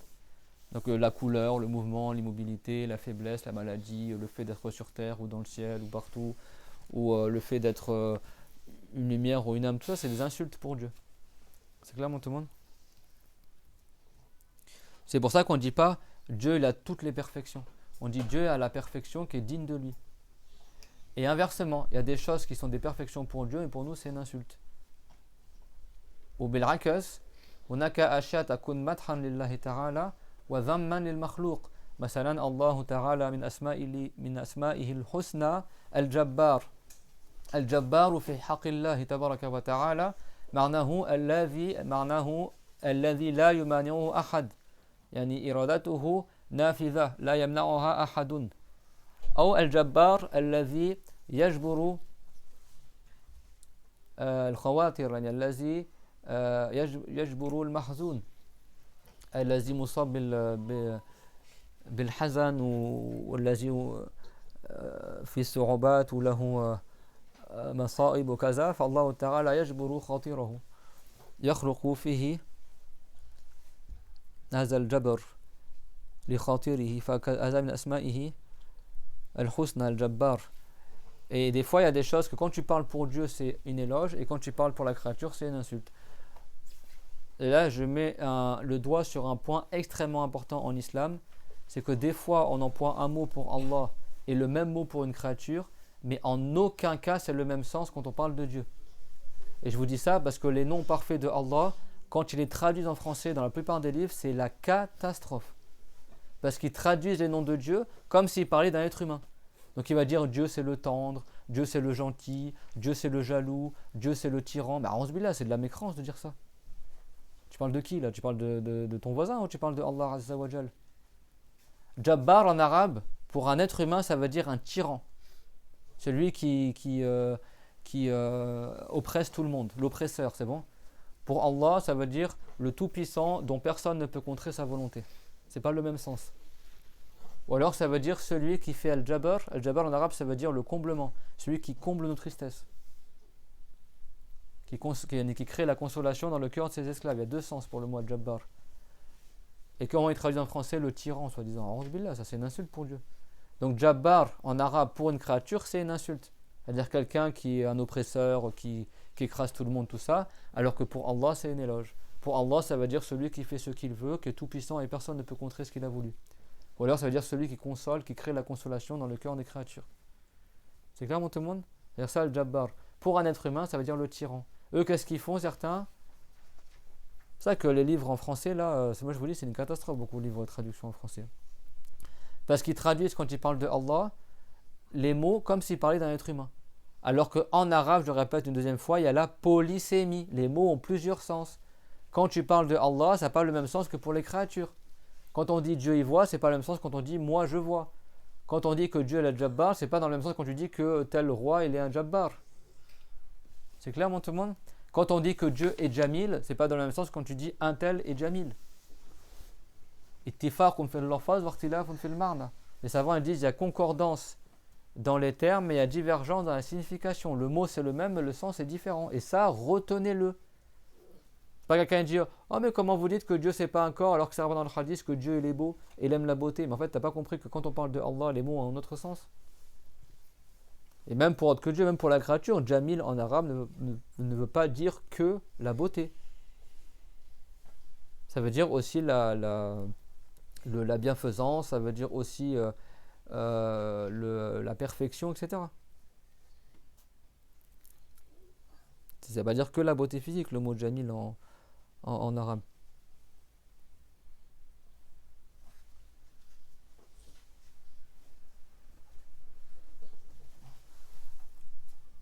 Donc c'est ça, que Dieu est là pour attribuer toute perfection qui est digne de lui et qui n'est pas concerné par tout défaut le concernant. Pourquoi on dit les défauts le concernant? Parce qu'il y a des choses pour Dieu c'est un défaut et pour nous c'est pas forcément un défaut. Et il y a des choses pour nous c'est une perfection et pour Dieu c'est pas forcément une perfection. Donc à chaque fois on restreint la parole. C'est bon? لأنه بعض الأشياء يكون نقصا في حق البشر وهو مدح في حق الله تعالى وبالعكس بعض الأشياء قد يكون مدحا للبشر وذما في حق الله تعالى فكلنا على حسبه ليس كمثله شيء وهو السميع البصير. Pas une chose n'est comme lui et il est celui qui entend tout et qui voit tout. La ayah qu'on a expliqué dans le cours d'hier, numéro 11 sur Ash-Shura, ça veut dire que dans l'absolu il n'y a rien qui ressemble à Allah et Allah ne ressemble à rien. Cette ayah elle est en deux parties. Ça c'est pas toute la ayah en entier, mais cette partie-là, laysa kamithlihi shay'un wa huwa as-sami'ul basir, il y a deux parties. La première partie, c'est le fait de nier que Allah aurait un ressemblant, de quelque manière que ce soit. C'est pas dire Dieu a une main pas comme nous, Dieu a un visage pas comme nous. Dieu il n'est pas concerné du tout par la corporalité. Nous on n'est pas des anthropomorphistes, c'est bon? Anthropos en grec ça veut dire l'homme et morphiste la physionomie humaine. Et Dieu c'est ni un corps humain ni un corps du tout. C'est pas un volume, ni une lumière, ni une âme. Allah, on ne peut pas l'imaginer. Comme l'a dit Allah Ta'ala dans le Coran, wa anna ila rabbikal muntaha. Qu'est-ce qu'il a dit le grand savant du Coran, le grand compagnon honoré Ubay ibn Ka'b? Ilayhi yantahi fikru man tafakkar. À Dieu s'arrêtent les imaginations. On ne peut pas imaginer le Créateur. Donc Dieu n'est pas un corps, n'est pas une lumière, ni une couleur, ni une âme, ni quelque chose qu'on pourrait imaginer. Il n'est pas une créature. Laysa kamithlihi shay'un. Il n'y a pas une seule chose qui est comme Allah. Donc la première partie c'est quoi? Une négation de ce qui est indigne de Allah. C'est quoi qui est indigne de Allah? Le fait qu'il ressemble à ce qu'il a créé. C'est bon? Wa huwa as-sami'ul basir ithbat. Et la deuxième partie, c'est une confirmation de ce qui est digne de Allah. En l'occurrence ici, le fait que Dieu il entende tout et le fait qu'il voit tout. C'est clair, mon tout le monde? فَلَيْسَ كَمِثْلِهِ شَيْءٌ وَهُوَ السَّمِيعُ الْبَصِيرُ. العلماء يقولون أصرح آية في القرآن في تنزيه الله تعالى عن مشابهة المخلوقات وهي تتألف من قسمين الجزء الأول ما هو نفي والجزء الثاني هو إثبات النفي هو ليس كمثله شيء الله تعالى نفى على الإطلاق المشابهة بأي شيء من مخلوقات الله تعالى بأي وجه من الوجوه وهنا الكاف للتأكيد يعني تأكيد النفي يعني كأنه قيل ليس كهو شيء ليس مثله شيء كأنه قيل عبارتان لكن بعبارة واحدة كرر يعني أداة التشبيه لإفادة النفي لتأكيد النفي فالجزء الأول يدل على نفي ما لا يليق بالله وأما الجزء الثاني هو إثبات ما يليق بالله تعالى فذكر صفتان لائقتان بالله تعالى وهما السمع والبصر donc Dieu il est as-sami' celui qui entend tout ce qui est audible sans avoir besoin d'oreilles ni du son etc sans avoir besoin de tympan sans avoir besoin de ses créatures et al-basir celui qui voit tout sans avoir besoin d'œil sans avoir besoin de lumière etc donc je pose une question si Dieu avait des yeux ben, il verrait que ce qu'il y a devant lui c'est clair tout le monde il serait un corps soi-disant il ne verrait pas ce qu'il y a sous terre, dans les cieux, dans la mer, dans nos corps, etc. La preuve que Dieu voit sans œil, etc., c'est que Dieu, il voit tout. Celui qui a des yeux, il ne voit pas tout. Il ne peut pas tout voir. Parce que celui qui a des yeux est un corps, donc forcément dans un endroit, donc il ne voit pas ce qui est en haut, en bas, ou il voit juste ce qu'il y a devant lui. C'est clair, tout le monde, ça? Or, Allah Ta'ala, il voit tout ce qui est visible. Même les globules blancs, les globules rouges de ton sang, Dieu, il le voit. Même tout ce qui est visible. Les poussières, les petits acariens dans les tapis, que ce soit grand ou petit, Dieu il voit tout ce qui est visible. C'est clair, tout le monde? Ce qui est caché dans le fond des océans, ce qui est caché dans le sable, et rien n'échappe à la vue de Allah Azza wa Jal. C'est clair, tout le monde? C'est ça que ça veut dire Al-Basir. Et As-Sami', Dieu il entend tout ce qui est audible, tout ce qui peut être entendu, même si pour nous on n'entend pas, toutes les fréquences, Dieu il entend tout. Même s'il y a des fréquences que toi tu n'entends pas, Dieu les entend. Tout ce qui est audible, Dieu il l'entend. Audible, ça veut dire pas audible pour nous, c'est-à-dire audible de manière concrète, c'est-à-dire ou pas? Même si toi tu l'entends pas ou tu le vois pas, mais que c'est s'il était possible de l'entendre ou de le voir, et ben Dieu il l'entend et il le voit. C'est clair, tout le monde? Les savants ils disent Allahu yara al-dharrat al-hamra, al-namla al-hamra, al-ahmar, al-hamra, yani al-sawda, pardon, التي تمشي على الحجر الصماء في الليل الظلمة يعني que Dieu il voit la fourmi noire qui marche dans la nuit noire sur la pierre noire et il entend les pas de la fourmi. C'est clair, tout le monde? C'est ça la ayah. Tout le monde a compris la ayah ليس كمثله شيء وهو السميع البصير فهو القديم وما سواه حادث وهو الخالق وما سواه مخلوق. القديم في حق الله تعالى ليس معناه الذي تقدم عليه العهود والزمان يعني مر عليه الزمن الطويل لا لأن الله تعالى خالق الزمان فلا يتصف بالزمان لا يجري عليه زمان كما قال أبو منصور البغدادي وأجمعوا على أنه لا يحويه مكان ولا يجري عليه زمان فالله تعالى خالق الزمان إنما القديم في حق الله تعالى معناه الذي لا بداية لوجوده بمعنى الأول. Donc Allah il est al-Qadim. Qadim pour la créature ça n'a pas le même sens que pour le créateur, c'est bon? Chaque fois je répète. ولا يقال اشتراك في اللفظ هذا في بشارة في حق الله تعالى الله لا يشترك نقول اتفاق في اللفظ بين ما يطلق في حق الله تعالى أحيانا يقولون لفظ مشترك في اللغة يعني لكن في حق الله تعالى لا نقول مشترك العبارة يعني فيها بشارة يعني نقول اتفاق في اللفظ أدبا مع الله عز وجل. Quand il y a un mot qu'on emploie à la fois pour Dieu et pour sa créature, on ne dit pas c'est un mot qui est associé, le sens il est associé entre Dieu et ses créatures. On évite, bon, en français on ne le dit pas trop, mais en arabe on dit mushtarak. On dit il y a une concordance dans les termes. On ne dit pas une association dans les termes, parce que Dieu n'a pas d'associé, c'est bon? Même si le sens linguistique il n'est pas contraire à la religion, mais la formulation elle est maladroite. C'est clair, tout le monde? Et donc, Qadim pour la créature, je parle, ça veut dire ancien, vieux. C'est clair? Et pour Dieu, Qadim, il a un autre sens, comme on l'a compris, c'est-à-dire celui qui n'a pas de début à son naissance. C'est-à-dire que Dieu, il est sans début à son naissance. C'est-à-dire, c'est pas Dieu, il est entré en existence. Non, ce sont les créatures qui entrent en existence. C'est le même sens que Al-Awwal. Dieu l'a dit Huwa Al-Awwal wal-Akhir dans le Coran. Il y en a qui vont dire le premier et le dernier. Ça veut dire que Dieu, il est avant l'existence des créatures. Et il n'a pas de fin. Donc le fait que Dieu n'a pas de début à son naissance, c'est ça que ça veut dire Al-Qadim. Ça veut pas dire que Dieu il est vieux. A'udhu billah. Et ça, Al-Qadim, c'est rapporté dans certains hadiths concernant les attributs de Allah. Sultanihi al-Qadim, Wajhi al-Qadim. Donc les savants, ils ont dit, si on peut l'employer pour attribut de Allah, alors on peut l'employer à plus forte raison pour l'être de Dieu. Donc il y a unanimité de tous les savants musulmans que c'est permis de dire que Dieu est Qadim, dans un sens qui est digne de Allah. Comme il a rapporté Murtada Zabidi, c'est bon? Il y en a, ils vont dire non, on ne dit pas que Dieu est Qadim. Dans le hadith, c'est rapporté Sultanihi al-Qadim, que la souveraineté de Dieu est Qadim, ou que l'être de Allah, que le... quand tu fais la Dora pour aller à la mosquée ou d'autres Dora qui sont rapportés du prophète, A'udhu billah, A'udhu bi wajhillahi al-azim, et on dit Walman al-Qadim, que que Dieu il octroie ses faveurs, ses mérites, et que l'octroiement de Allah, cet attribut-là, il n'a pas de début. C'est clair, tout le monde? Il est celui qui n'a pas de début, et tout ce qu'autre que lui est entré en existence. C'est-à-dire que tout ce qui existe hormis Dieu est créé par Allah. Donc quand on parle des créatures, c'est pas que les êtres vivants. C'est bon, Mariam? C'est-à-dire tout ce qui est créé, même si c'est un tapis, même si c'est une couleur, même si c'est un mur. Créature en français et en arabe, c'est pas juste les animaux. Créature, c'est-à-dire tout ce qui existe hormis Dieu. Al-makhlouq, al-makhlouqat, la yartas bil-baha'im.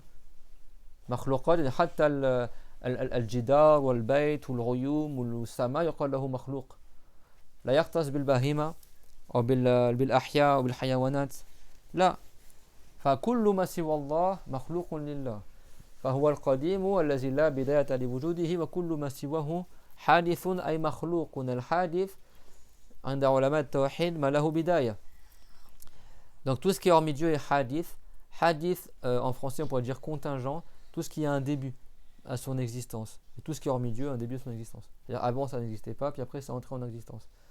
Hadith en arabe des fois ça veut dire aussi de l'accident. C'est bon? Ce qui a occurré quoi. Donc ça veut dire quoi? Tout ce qui existe hormis Dieu est créé par Dieu. Et c'est une règle générale. Donc ne me demandez pas est-ce que Dieu a créé nos pensées ou nos couleurs. Dieu a créé tout. Tout ce qui est hormis Dieu est créé par Dieu. Le temps c'est Dieu ou c'est autre chose que Dieu? C'est autre chose, donc c'est créé par Dieu. L'endroit c'est Dieu ou c'est autre chose que Dieu? Donc c'est Dieu qui l'a créé. Et ça c'est dans le hadith rapporté par Al-Bukhari. Kana Allahu wa lam yakun shay'un ghayruh. Que Dieu est de toute éternité et rien d'autre que lui n'est de toute éternité avec Allah. Il n'y a que Allah qui n'a pas de début et tout ce qui est autre que lui a un début. C'est clairement tout le monde, que ce soit le temps, les pensées, les couleurs, la lumière, l'obscurité, les cieux, la terre. Alhamdulillahi alladhi khalaqa as-samawati wal ard wa ja'ala adh-dhulumati wan nur.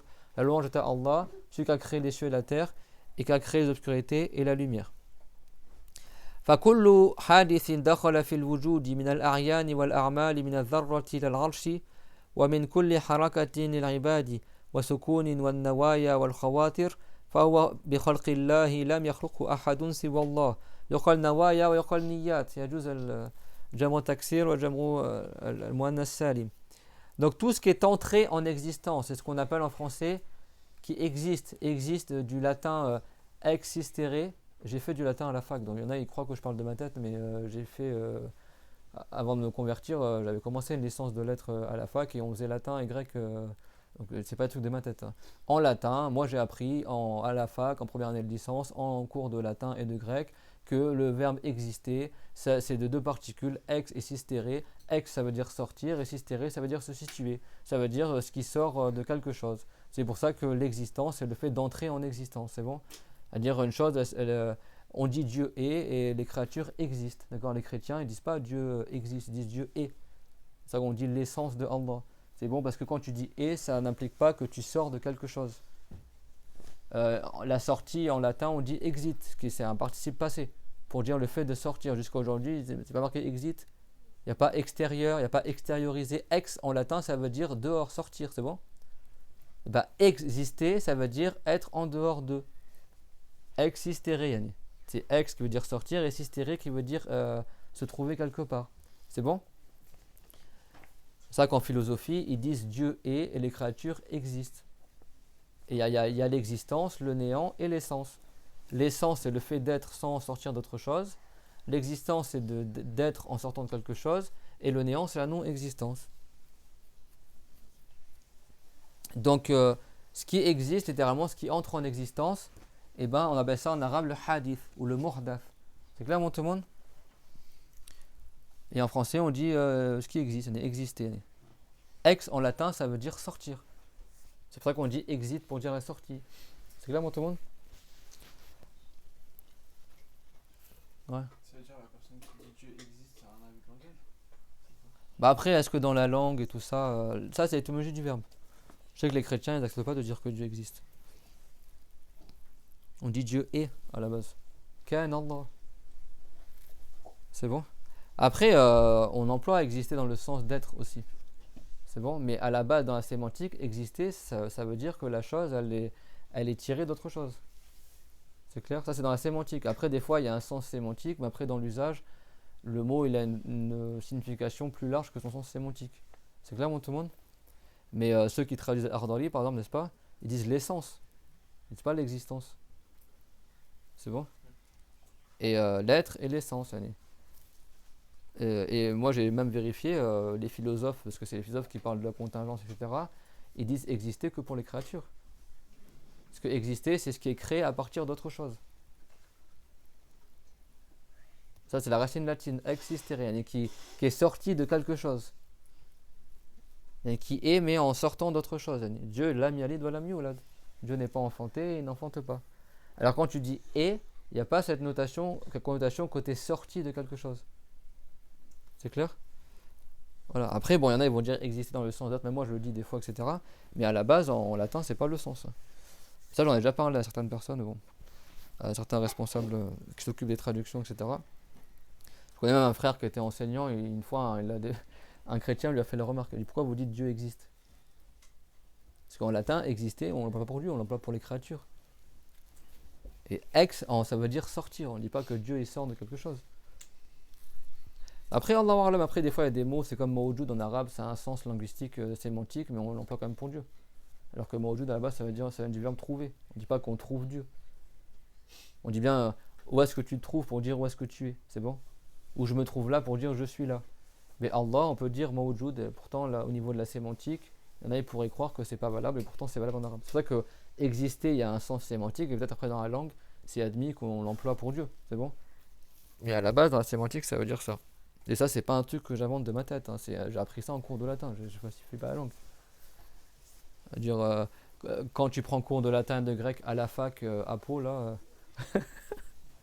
à la fac des pays de la Dour, et voilà, ma prof de grec et de latin, elle nous expliquait ça en cours. C'est vrai que des fois, je vous sors des trucs en latin. T'as pas vu des fois, humilier, c'est un du mot humus qui veut dire la terre, c'est-à-dire mettre à terre. Des fois, je sors des trucs en grec et latin. Bah, c'est parce que j'ai appris ça à la fac. C'est pas des trucs que je sors de ma tête. Parce qu'il y a beaucoup de gens qui croient que je parle de ma tête quand je donne cours de religion. Il n'y a rien que je sors de ma tête. Hein. Quand je vous dis pétrifié, c'est un du grec pétros, que pétros ça veut dire la pierre. Ou quand je vous dis que par exemple, je sais pas moi, qu'est-ce qu'on avait appris encore? Que homme ça vient de humus, et humus ça veut dire la terre. À la base, homme on l'appelle homme parce qu'on est créé à partir de terre. Mais ça c'est établi ça dans la langue. Après, si t'as pas appris le latin et le grec, ben, et tu crois que c'est faux, ben apprends, c'est tout. Pas parce que t'as pas entendu que c'est faux. Il y a beaucoup de gens, ça c'est le propre de beaucoup de gens en France surtout aussi, quand il y a un truc qu'ils n'ont jamais entendu, ils disent c'est faux. Bah, en fait, reconnais que t'as pas appris, c'est tout. Pourquoi tu dis c'est faux? C'est clair, mon tout le monde? Donc, existere, à la base, ça veut dire sortir de quelque chose.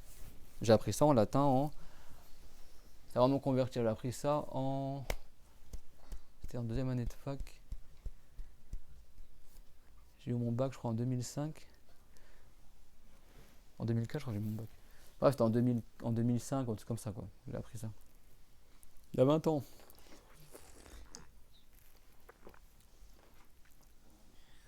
C'est pour ça que des fois aussi, c'est bien de se référer aussi au langage des chrétiens. Parce que les chrétiens, à la base, hein, dans le passé, étaient très forts en grec et en latin. Parce que quand ils parlent dans la religion, les mots qu'ils emploient, ils font attention aux emplois, aux usages.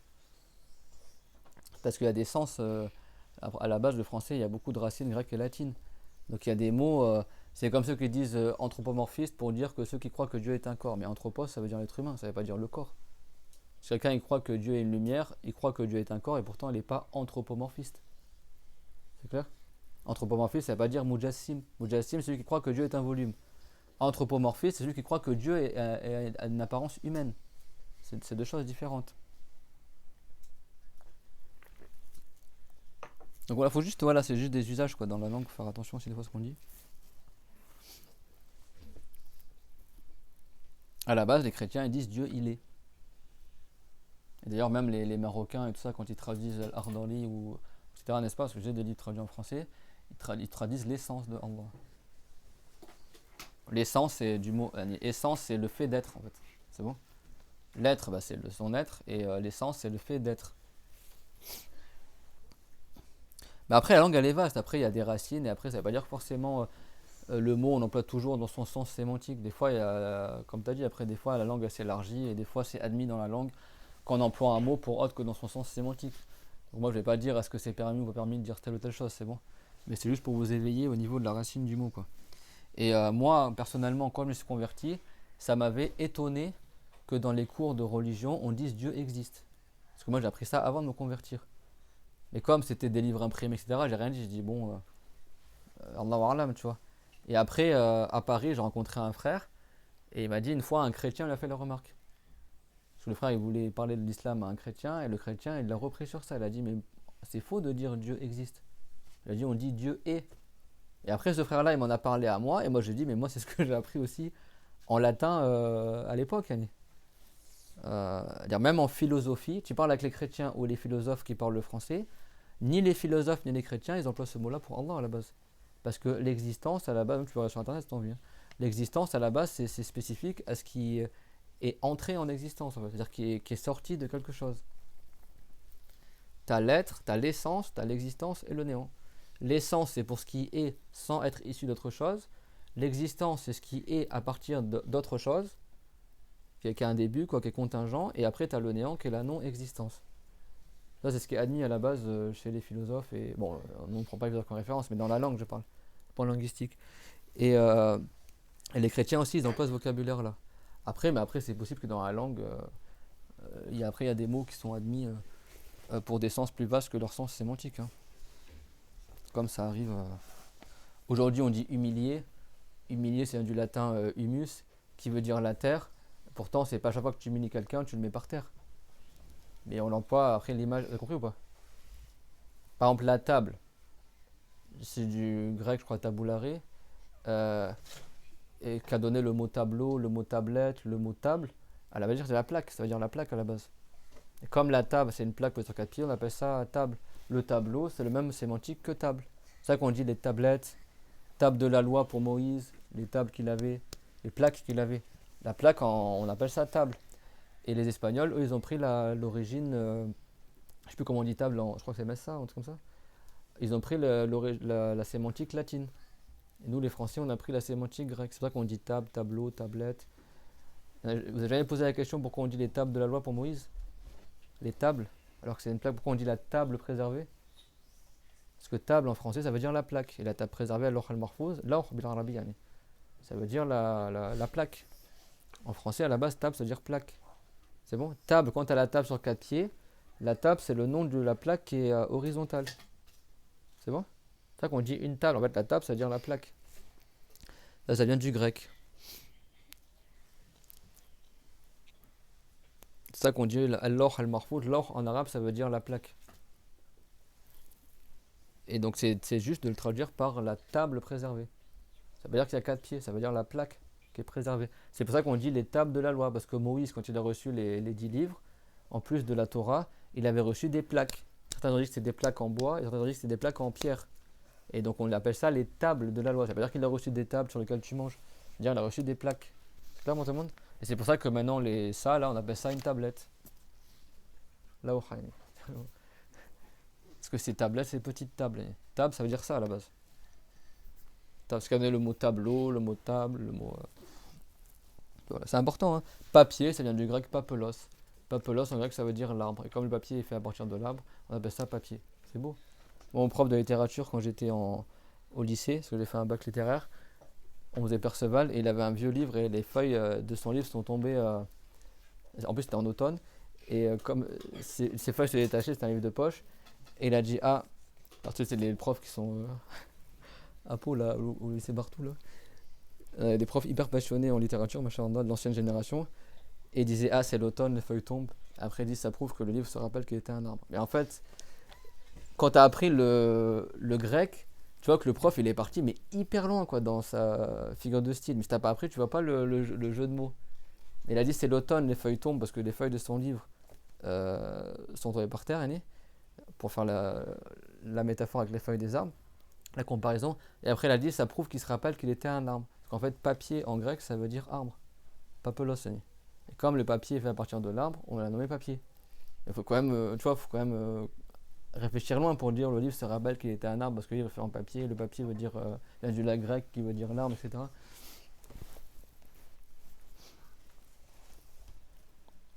C'est vraiment dommage qu'ils n'enseignent plus le latin et le grec maintenant à l'école française parce que du coup maintenant on emploie plein de mots, on comprend pas ce qu'on dit quoi. Des fois il y a des mots qu'on emploie hors contexte sans savoir le sens quoi. Maintenant en français des fois on dit il a sûrement fait ça et on comprend le doute, n'est-ce pas? Alors que sûrement ça veut dire la certitude, ça veut dire le doute. C'est bon? Des fois on parle, on dit le contraire en fait de ce qu'on dit, on arrive à un stade, c'est incroyable maintenant. Par moment on dit t'inquiète pour dire t'inquiète pas, tu vois. Ouais t'inquiète, mais non, ne m'inquiète pas, je peux pas m'inquiéter, tu vois. Mais c'est vrai qu'il y a des trucs, c'est marrant, comme on parle maintenant.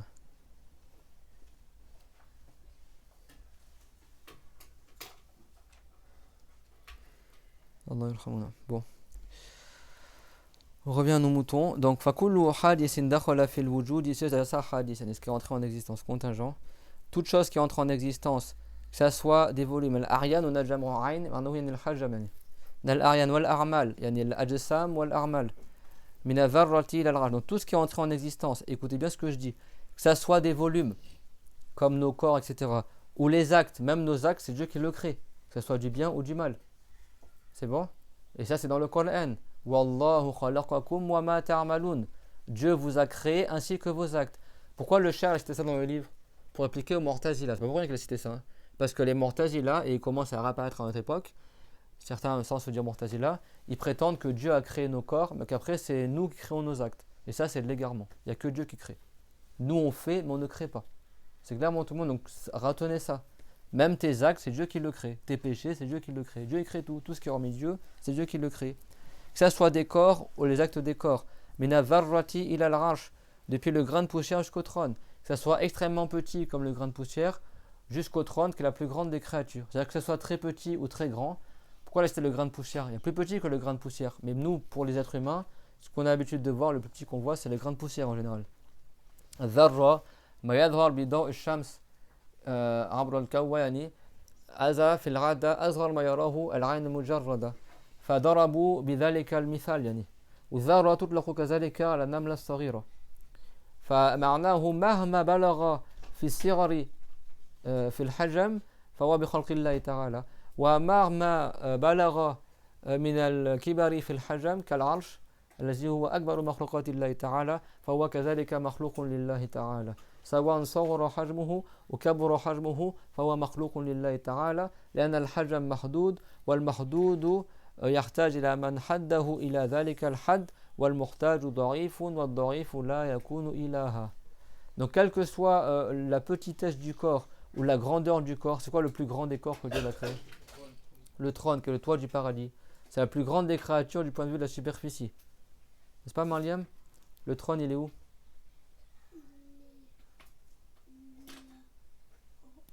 En haut de quoi? Du paradis. Très bien. Donc le trône, il est plus grand que le paradis. C'est la plus grande des créatures. Malgré le fait qu'il est immense, le trône, c'est Dieu qui l'a créé. Et al-haba, yani al-dharra, en arabe, ça veut dire la petite fourmi, ça veut dire aussi la petite poussière que tu vois quand tu mets les diapos ou les projecteurs. Tu as des petites poussières, ou quand le soleil il traverse le volet, tu vois des petites poussières que tu ne vois pas s'il n'y a pas le soleil qui tape dedans. Ça, ça, c'est-à-dire la plus petite chose que tu vois habituellement à l'œil nu, ça également c'est Dieu qui l'a créé. C'est-à-dire quelle que soit la grandeur du corps ou la petitesse du corps, c'est créé par Allah Azza wa Jal. Parce que tout ce qui est un corps est un volume, tout ce qui est un volume a une limite, et tout ce qui a une limite a besoin de qui lui a donné cette limite, et celui qui a besoin est faible, et celui qui est faible n'est pas Dieu. Donc Dieu n'est pas un volume, ni petit ni grand, pas un volume du tout. Et ça, comme il le rapporte Abu Mansur al-Bardadi dans son livre Al-Farq bin al-Firaq, وَأَجْمَعُوا عَلَىٰ أَنَّهُ لَا يَحْوِيهِ مَكَانٍ وَلَا يَجْرِي عَلَيْهِ زَمَانٍ. Que tous les savants sont unanimes qu'il n'y a aucun endroit qui circonscrit Dieu, que Dieu n'est pas circonscrit par une place, et que le temps ne s'écoule pas sur lui. Dieu, il n'est pas soumis au temps ni à l'endroit. Il était avant le temps et avant l'endroit. C'est bon? Dieu, il est avant le temps et avant l'endroit. Sans être concerné par le temps et l'endroit, c'est lui qui a créé le temps et a créé l'endroit. C'est quoi le temps? C'est le rapport qu'il y a entre les deux créatures. Très bien, c'est la relation qu'il y a entre une chose qui entre en existence et une autre chose qui entre en existence. Quand je lève ma main, le mouvement est entré en existence. Si je lève la deuxième main, un autre mouvement est entré en existence. Ce qui a séparé les deux, ce qu'on appelle le temps.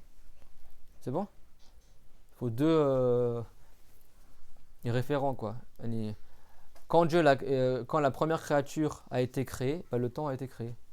Parce qu'à partir du moment où une créature entre en existence, il y a le temps qui s'écoule depuis le moment où elle est entrée en existence. Et dans ce qui sépare l'entrée en existence d'une créature à une autre, c'est ce qu'on appelle le temps. C'est clair, mon tout le monde? Et donc, forcément, le temps est créé, quoi. Parce qu'il existe à travers les créatures. C'est clair, mon tout le monde? بعض العلماء عرفوا الزمان بأنه مرور الأيام والليالي. Certains savants, ils ont donné une définition plus simple, qui est la succession du jour et de la nuit. Ça, c'est le temps. وبعض العلماء فسروا الزمان بمعنى مقارنة متجدد بمتجدد آخر. يعني مقارنة بشيء حادث، يعني بحدوث شيء بين حادث وحادث آخر. إذا أنا مثلا حركت يدي حدث حركة، ثم حركت يدي الثانية فحدثت حركة ثانية. المقارنة بين هاتين الحركتين يسمى زمانا. مثلا تكلمت فحدث كلام، ثم سكت حدث سكون، ما بينهما يقال له وقت. الزمان وجد عندما وجد أول مخلوقات الذي هو الماء. عندما وجد الماء صار يتصور مرور الأيام والليالي واللحظات، ولو لم يوجد مخلوق يعني آخر من الأجرام مثلا، لكن يتصور أنه من حين وجد الماء صار يمضي لحظة ثم لحظة ثم لحظة ساعات وأيام. Et ça ne veut pas dire que le temps, il faut forcément qu'il y ait deux choses, créatures palpables. La première créature, c'est quoi? C'est l'eau. Dieu l'a dit, وَجَعَلْنَا مِنَ الْمَاءِ كُلَّ شَيْءٍ حَيٍّ. Exprès, j'essaie à chaque fois de soutenir mes propos par des ayats du Coran. Vous voyez que tout ça, c'est marqué dans le Coran. Que Dieu l'a créé à partir de l'eau, toutes choses vivantes. Et aussi les choses qui ne sont pas vivantes. C'est bon? Le prophète, il a dit, كُلُّ شَيْءٍ خُلِقَ مِنَ الْمَاءِ. Toute chose a été créée à partir de l'eau. Que ce soit vivant ou pas vivant. Et comme le vivant, il a un mérite par rapport au non-vivant, Dieu l'a cité le vivant dans la ayah. C'est clair? Quand l'eau est entrée en existence, le temps est entré en existence et l'endroit est entré en existence. Même si il n'y a pas forcément une créature qui directement a été créée après l'eau. Mais à partir du moment où l'eau est entrée en existence, on peut concevoir que maintenant il y a 1 minute, 2 minutes, 3 minutes, 4 minutes depuis que l'eau elle a commencé à exister. Donc les instants se succèdent. C'est ça le temps. C'est bon? C'est quand une chose créée, entre deux choses créées, ce qui est entre les deux au niveau du temps, c'est ça qu'on appelle le temps. Donc le temps est créé.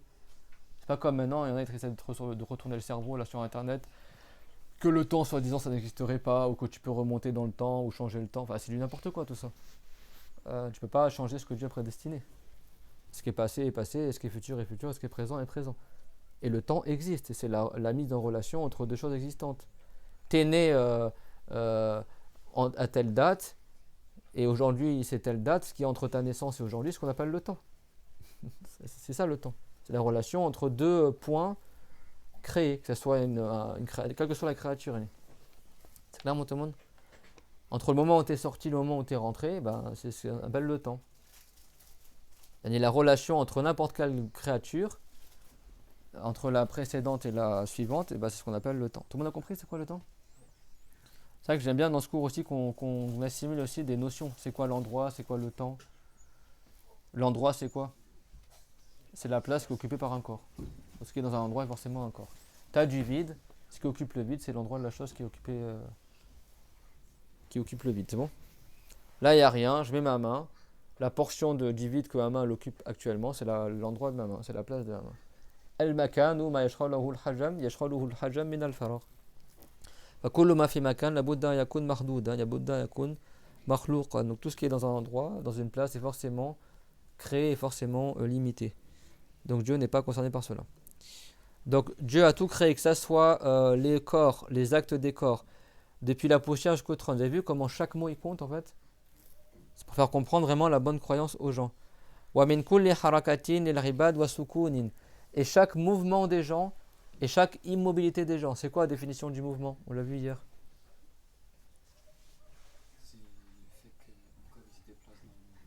C'est le fait qu'un corps se déplace d'un endroit à un autre. Il occupait une place à partir du vide et après il va occuper une autre place à partir du vide. Ça c'est le mouvement. C'est quoi la définition de l'immobilité? Si vous ne savez pas, notez-les ces définitions. C'est quoi la définition de l'immobilité? Ça fait que le corps il reste au même endroit. Donc ce qui est mobile est forcément un corps dans un endroit et ce qui est en mouvement est forcément un corps dans un endroit. ما هو تعريف السكون؟ ثبوت الجسم في مكان. ما هو تعريف الحركة؟ انتقال الجسم من مكان إلى مكان. مفهوم الكلام؟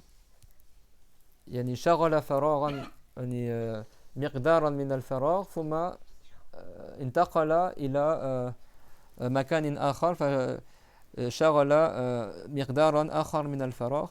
هذا يسمى الحركة.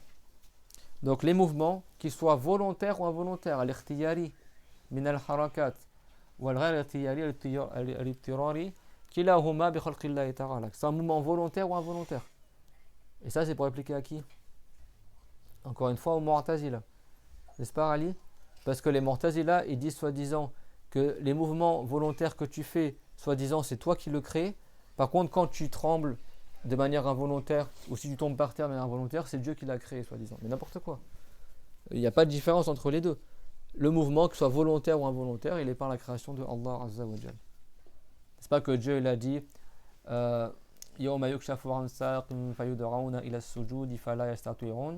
le jour où Dieu dévoilera un sarq. C'est quoi un sarq? Une grande difficulté. C'est pas son tibia. Le jour où une grande difficulté, dans certains Mutafifin, c'est rapporté, sera dévoilée et que les gens seront appelés à se prosterner et ne pourront pas. Pourtant, les mouchekines essaieront de se prosterner, mais ils auront comme une barre dans le dos qui font qu'ils ne pourront pas se baisser. Donc ils veulent se baisser, mais ils ne peuvent pas. Ça prouve que c'est Dieu qui crée le mouvement.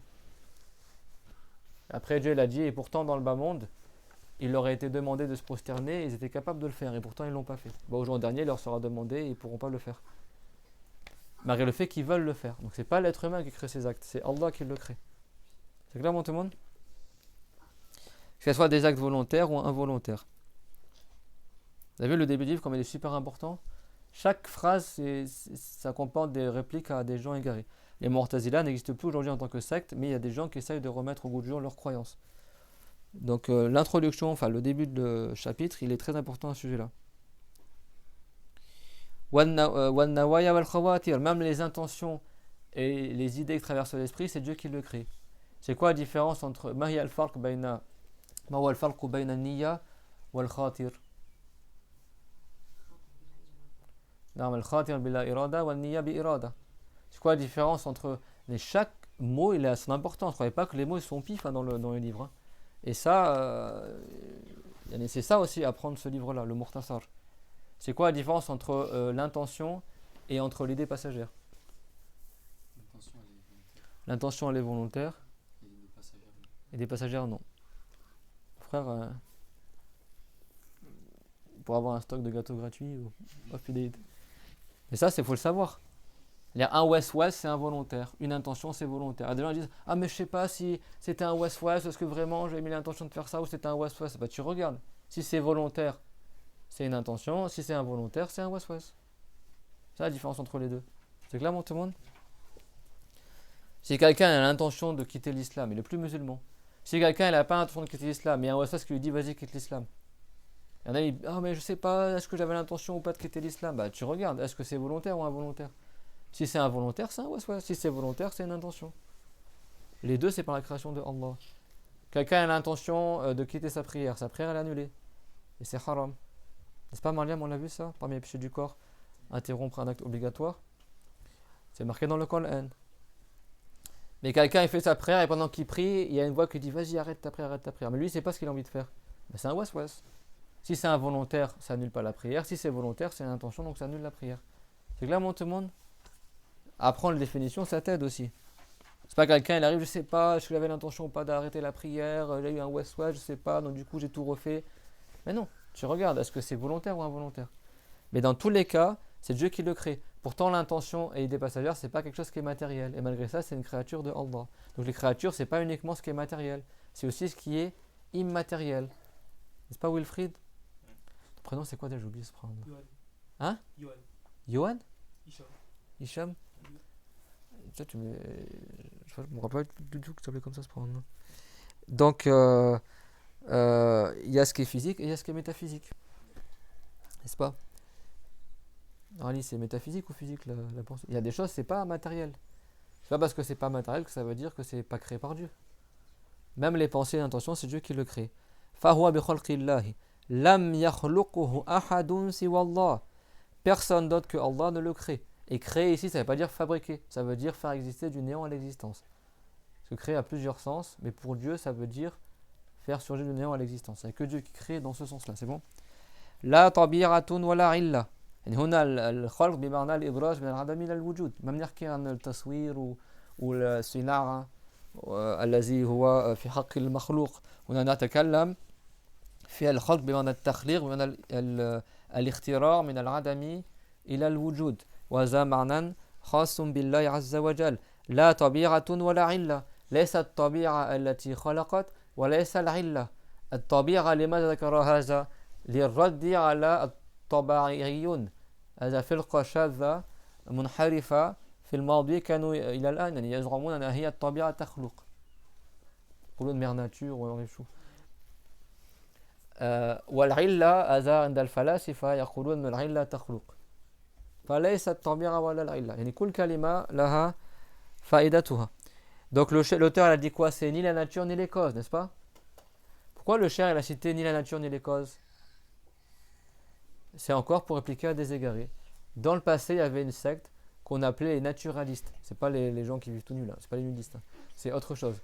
Naturalistes, ce sont des gens jusqu'à aujourd'hui, jusqu'à aujourd'hui, si ces gens-là ils existent, comme beaucoup de Français, ils croient quoi? Ils disent c'est mère nature qui a créé tout, ou la nature fait bien les choses, tout ça. Ça, c'est une secte égarée qui prétendait que la nature c'est elle qui crée, que c'est pas Dieu qui crée, mais la nature. C'est ce qu'on appelle Tabariyun. Disons les naturalistes, ceux qui croient que c'est la nature qui crée. Donc c'est pour ça que l'auteur il a dit c'est pas la nature ni les causes. Et les causes, elles arrivent là parce que certains philosophes ils disent que c'est les causes qui créent les effets. Alors que nous on dit quoi? C'est Dieu qui a créé les effets et les causes. Allahu khaliqus sabab al-musabbabat. C'est clair, tout le monde? Donc l'auteur il a dit quoi? C'est ni la nature qui crée ni les causes. C'est quoi la cause par exemple? Hein, Ahmed? Par exemple, j'ai faim, je mange un gâteau, j'ai plus faim. On va pas dire que c'est le gâteau qui a créé la satiété. On va dire Dieu a créé le gâteau et Dieu a créé la satiété. Preuve en est, des fois je mange des gâteaux et j'ai encore faim. C'est bon? Des fois je mange pas et j'ai pas faim. Donc c'est juste une relation de cause à effet. Mais Dieu crée les causes et Dieu crée les causes et crée les effets. C'est clair, tout le monde? Et ça c'est aussi dans le Coran. وَمَا رَمَيْتَ إِذْ رَمَيْتَ وَلَكِنَّ اللَّهَ رَمَى. يعني الله تعالى خلق الرمي أنت فعلت لكن لم تخلق. Donc si quelqu'un jette une pierre sur une vitre, ton geste de lancer de pierre c'est Dieu qui l'a créé, le coup de la pierre sur la vitre c'est Dieu qui le crée, l'effet que ça a eu sur la vitre c'est Dieu qui le crée. Dieu il crée les effets et les causes. Le feu il te brûle, c'est pas le feu qui crée la brûlure. Il y a des gens ils touchent le feu, ils brûlent pas. Tu as la salamandre, la samandale plutôt. Certains disent que c'est comme le... T'as pas le phénix là, l'oiseau qui sort du feu là? T'as un oiseau en Chine qu'on appelle samandal, qui n'est pas la salamandre ou le lézard, hein, qui n'a rien à voir. Un oiseau qui existe en Chine, moi je pense que c'est le phénix Allahu A'lam, qu'on appelle samandal, qui pond ses œufs dans le feu. Et du coup après ses poussins ils sortent du feu. Et c'est un oiseau, il se lave dans le feu. Et quand il veut se laver, il rentre dans le feu, il se lave, après il ressort. Et c'est un oiseau qui habite en Chine. Alors moi, si tu connais un oiseau en Chine qui sort du feu, c'est quoi, Hicham? Un oiseau en Chine qui sort du feu. Moi, personnellement, je connais juste le phénix. C'est connu que le phénix, il dit il renaît de ses cendres, etc. Donc, Allah Alam, c'est ça ce qui est visé. Et certains ils ont dit que c'est un mandal, c'est un animal à fourrure qui rentre dans le feu et qui brûle pas. L'autruche, elle peut manger du métal en fusion sans se brûler. Elle l'avale tranquillou. Ça lui fait rien du tout. Donc c'est pas le feu qui crée la brûlure. N'est-ce pas que Ibrahim alayhi salam a été catapulté dans le feu et il n'a pas brûlé? C'est marqué dans le Coran. Qulna ya naru kuni bardan wa salaman ala Ibrahim. Dieu l'a dit, nous avons dit au feu soit une paix et une fraîcheur pour Ibrahim. Ibrahim, le prophète Ibrahim, il est tombé dans le feu, il s'est pas fait mal et le feu l'a pas brûlé. Pourtant c'était un feu qui avait été attisé pendant plusieurs jours, qui brûlait même les oiseaux qui volaient au-dessus. Et malgré ça, il n'a pas été brûlé. N'est-ce pas, Ahmed? Donc le feu c'est une cause, mais c'est pas une condition que le feu. Est-ce que le feu il brûle tout? Non, il y a des choses qui ne sont pas brûlées par le feu. Il y a des choses qui brûlent par le feu. Donc c'est Dieu qui crée le feu et qui crée la brûlure. Dieu il crée les effets et les causes. Moi devant moi, j'ai vu des gens mettre leurs bras au-dessus d'une bougie et la bougie elle faisait ça sans brûler le. Il avait un pull en laine en plus. Hein. Devant moi. Et il servait à manger et il passait son bras au-dessus de la bougie et la flamme elle faisait ça quoi. Tu sais les bougies, des fois la flamme elle se. Et son bras comme ça, et moi j'étais là, c'était devant moi, c'était parce qu'au Liban il y avait une panne de courant. Et je voyais la flamme, elle faisait comme ça sur son pull et son pull il brûlait pas. Subhanallah. Il y a des gens, des fois vertueux, ils ont des secrets comme ça. Même certains Rifari, c'est connu, etc. Lui c'était un Rifari, machallah. Il y a des gens, même des animaux, ils brûlent pas. Dieu il a fait que le feu ne les brûle pas. Il y a des choses que pour nous ça nuit, pour d'autres ça nuit pas. Les Azabaniya, alayha tis'ata ashar dans le Coran. C'est pas que les anges qui châtient en enfer, ils sont au nombre de 19, les chefs des anges qui châtient les gens en enfer, et ils sont dans le feu, et pourtant ils brûlent pas. C'est bon? Donc le feu il ne brûle que par la volonté de Allah Azza wa Jal. C'est Dieu qui crée les causes et qui crée les effets. Alors pourquoi elle a cité que c'est pas la nature qui crée? Dans le livre. Aujourd'hui, ils disent pas mère nature ou la nature fait bien les choses. Pourquoi elle a cité que c'est pas la nature qui crée? Pour répliquer à un groupe qu'on appelait les naturalistes en arabe, c'est bon? Et pourquoi elle a cité que c'est pas les causes qui créent les effets? Parce que certains philosophes ont pour croyance que ce sont les causes qui créent les effets. Donc faire attention, la yuqal Allahu sababun li wujud al-alam. Allahu khaliqul alam. Donc on ne dit pas Dieu est la cause de l'existence des créatures. On dit Dieu est le créateur du monde. On ne dit pas Dieu est la cause du monde. Dieu, la cause est créée, l'effet il est créé. Faire attention à comment on dit, c'est bon. Donc on termine par ça. بل دخوله في الوجود بمشيئة الله وقدرته بتقديره وعلمه الأزلي لقول الله تعالى وخلق كل شيء. Donc l'entrée en existence de ces choses-là, de toutes les créatures, sont par la volonté de Allah, par sa puissance, par sa prédestination et par sa chance qui n'ont pas de début, qui sont éternelles, en raison de la parole de Allah Ta'ala, wa khalaqa kulla shay, c'est-à-dire que Dieu l'a créé toute chose. Ay ahdathahu min al-adami ila al-wujud, c'est-à-dire que Dieu il a fait entrer en existence les choses du néant à l'existence. Fala khalqa bihadha al-ma'na li ghayrillah.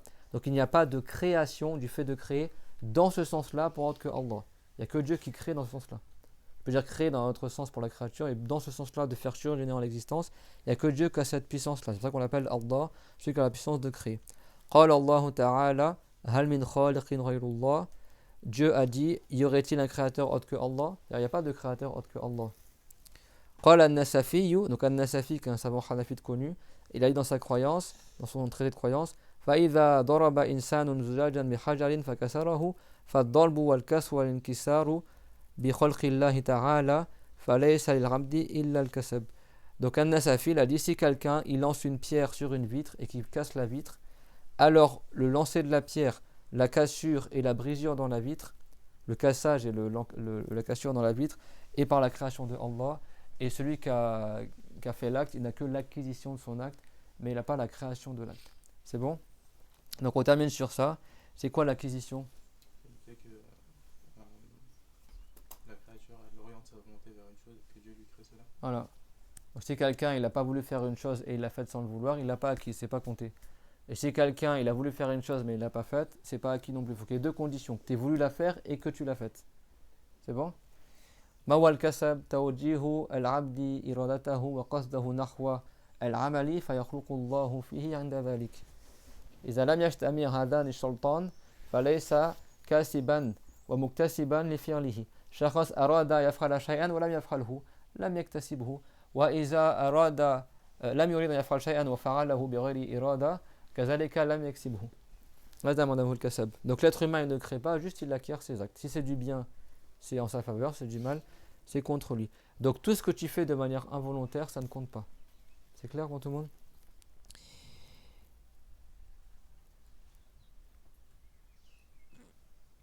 Voilà, donc vous avez chaque mot, il a son importance. Donc dans votre livre, prenez donc là on a terminé la première page du livre et Inch'Allah la semaine prochaine on fera la deuxième page. On essaie d'avancer assez vite.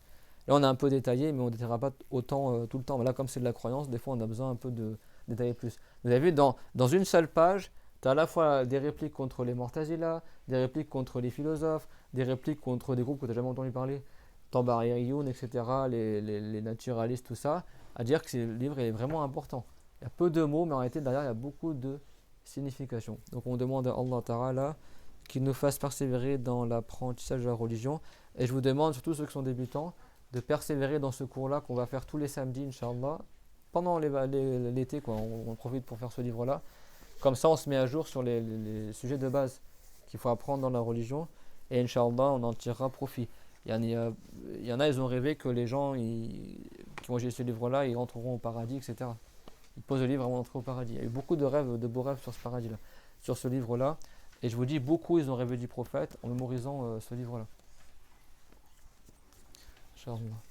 ربنا آتنا في الدنيا حسنة وفي الآخرة حسنة وقنا عذاب النار ربنا لا تزغ قلوبنا بعد إذ هديتنا وهب لنا من لدنك رحمة إنك أنت الوهاب اللهم اجعلنا هداة مهتدين غير ضالين ولا مضلين اللهم وفقنا لما تحبه وترضى وارزقنا الإخلاص لوجهك الكريم وارض عنا محمدا خير الجزاء وسائر النبيين وشيخنا وجميع علماء المسلمين العاملين الصادقين وفقنا لما تحبه وترضى واهد بنا واهد من ضل من أهلينا ومن معالفنا وعافنا ومرضانا من سيء الأسقام اللهم احينا على السنة ومتنا عليها واحشرنا عليها واجعلنا من حراسها وتوفنا وأنت راض عنا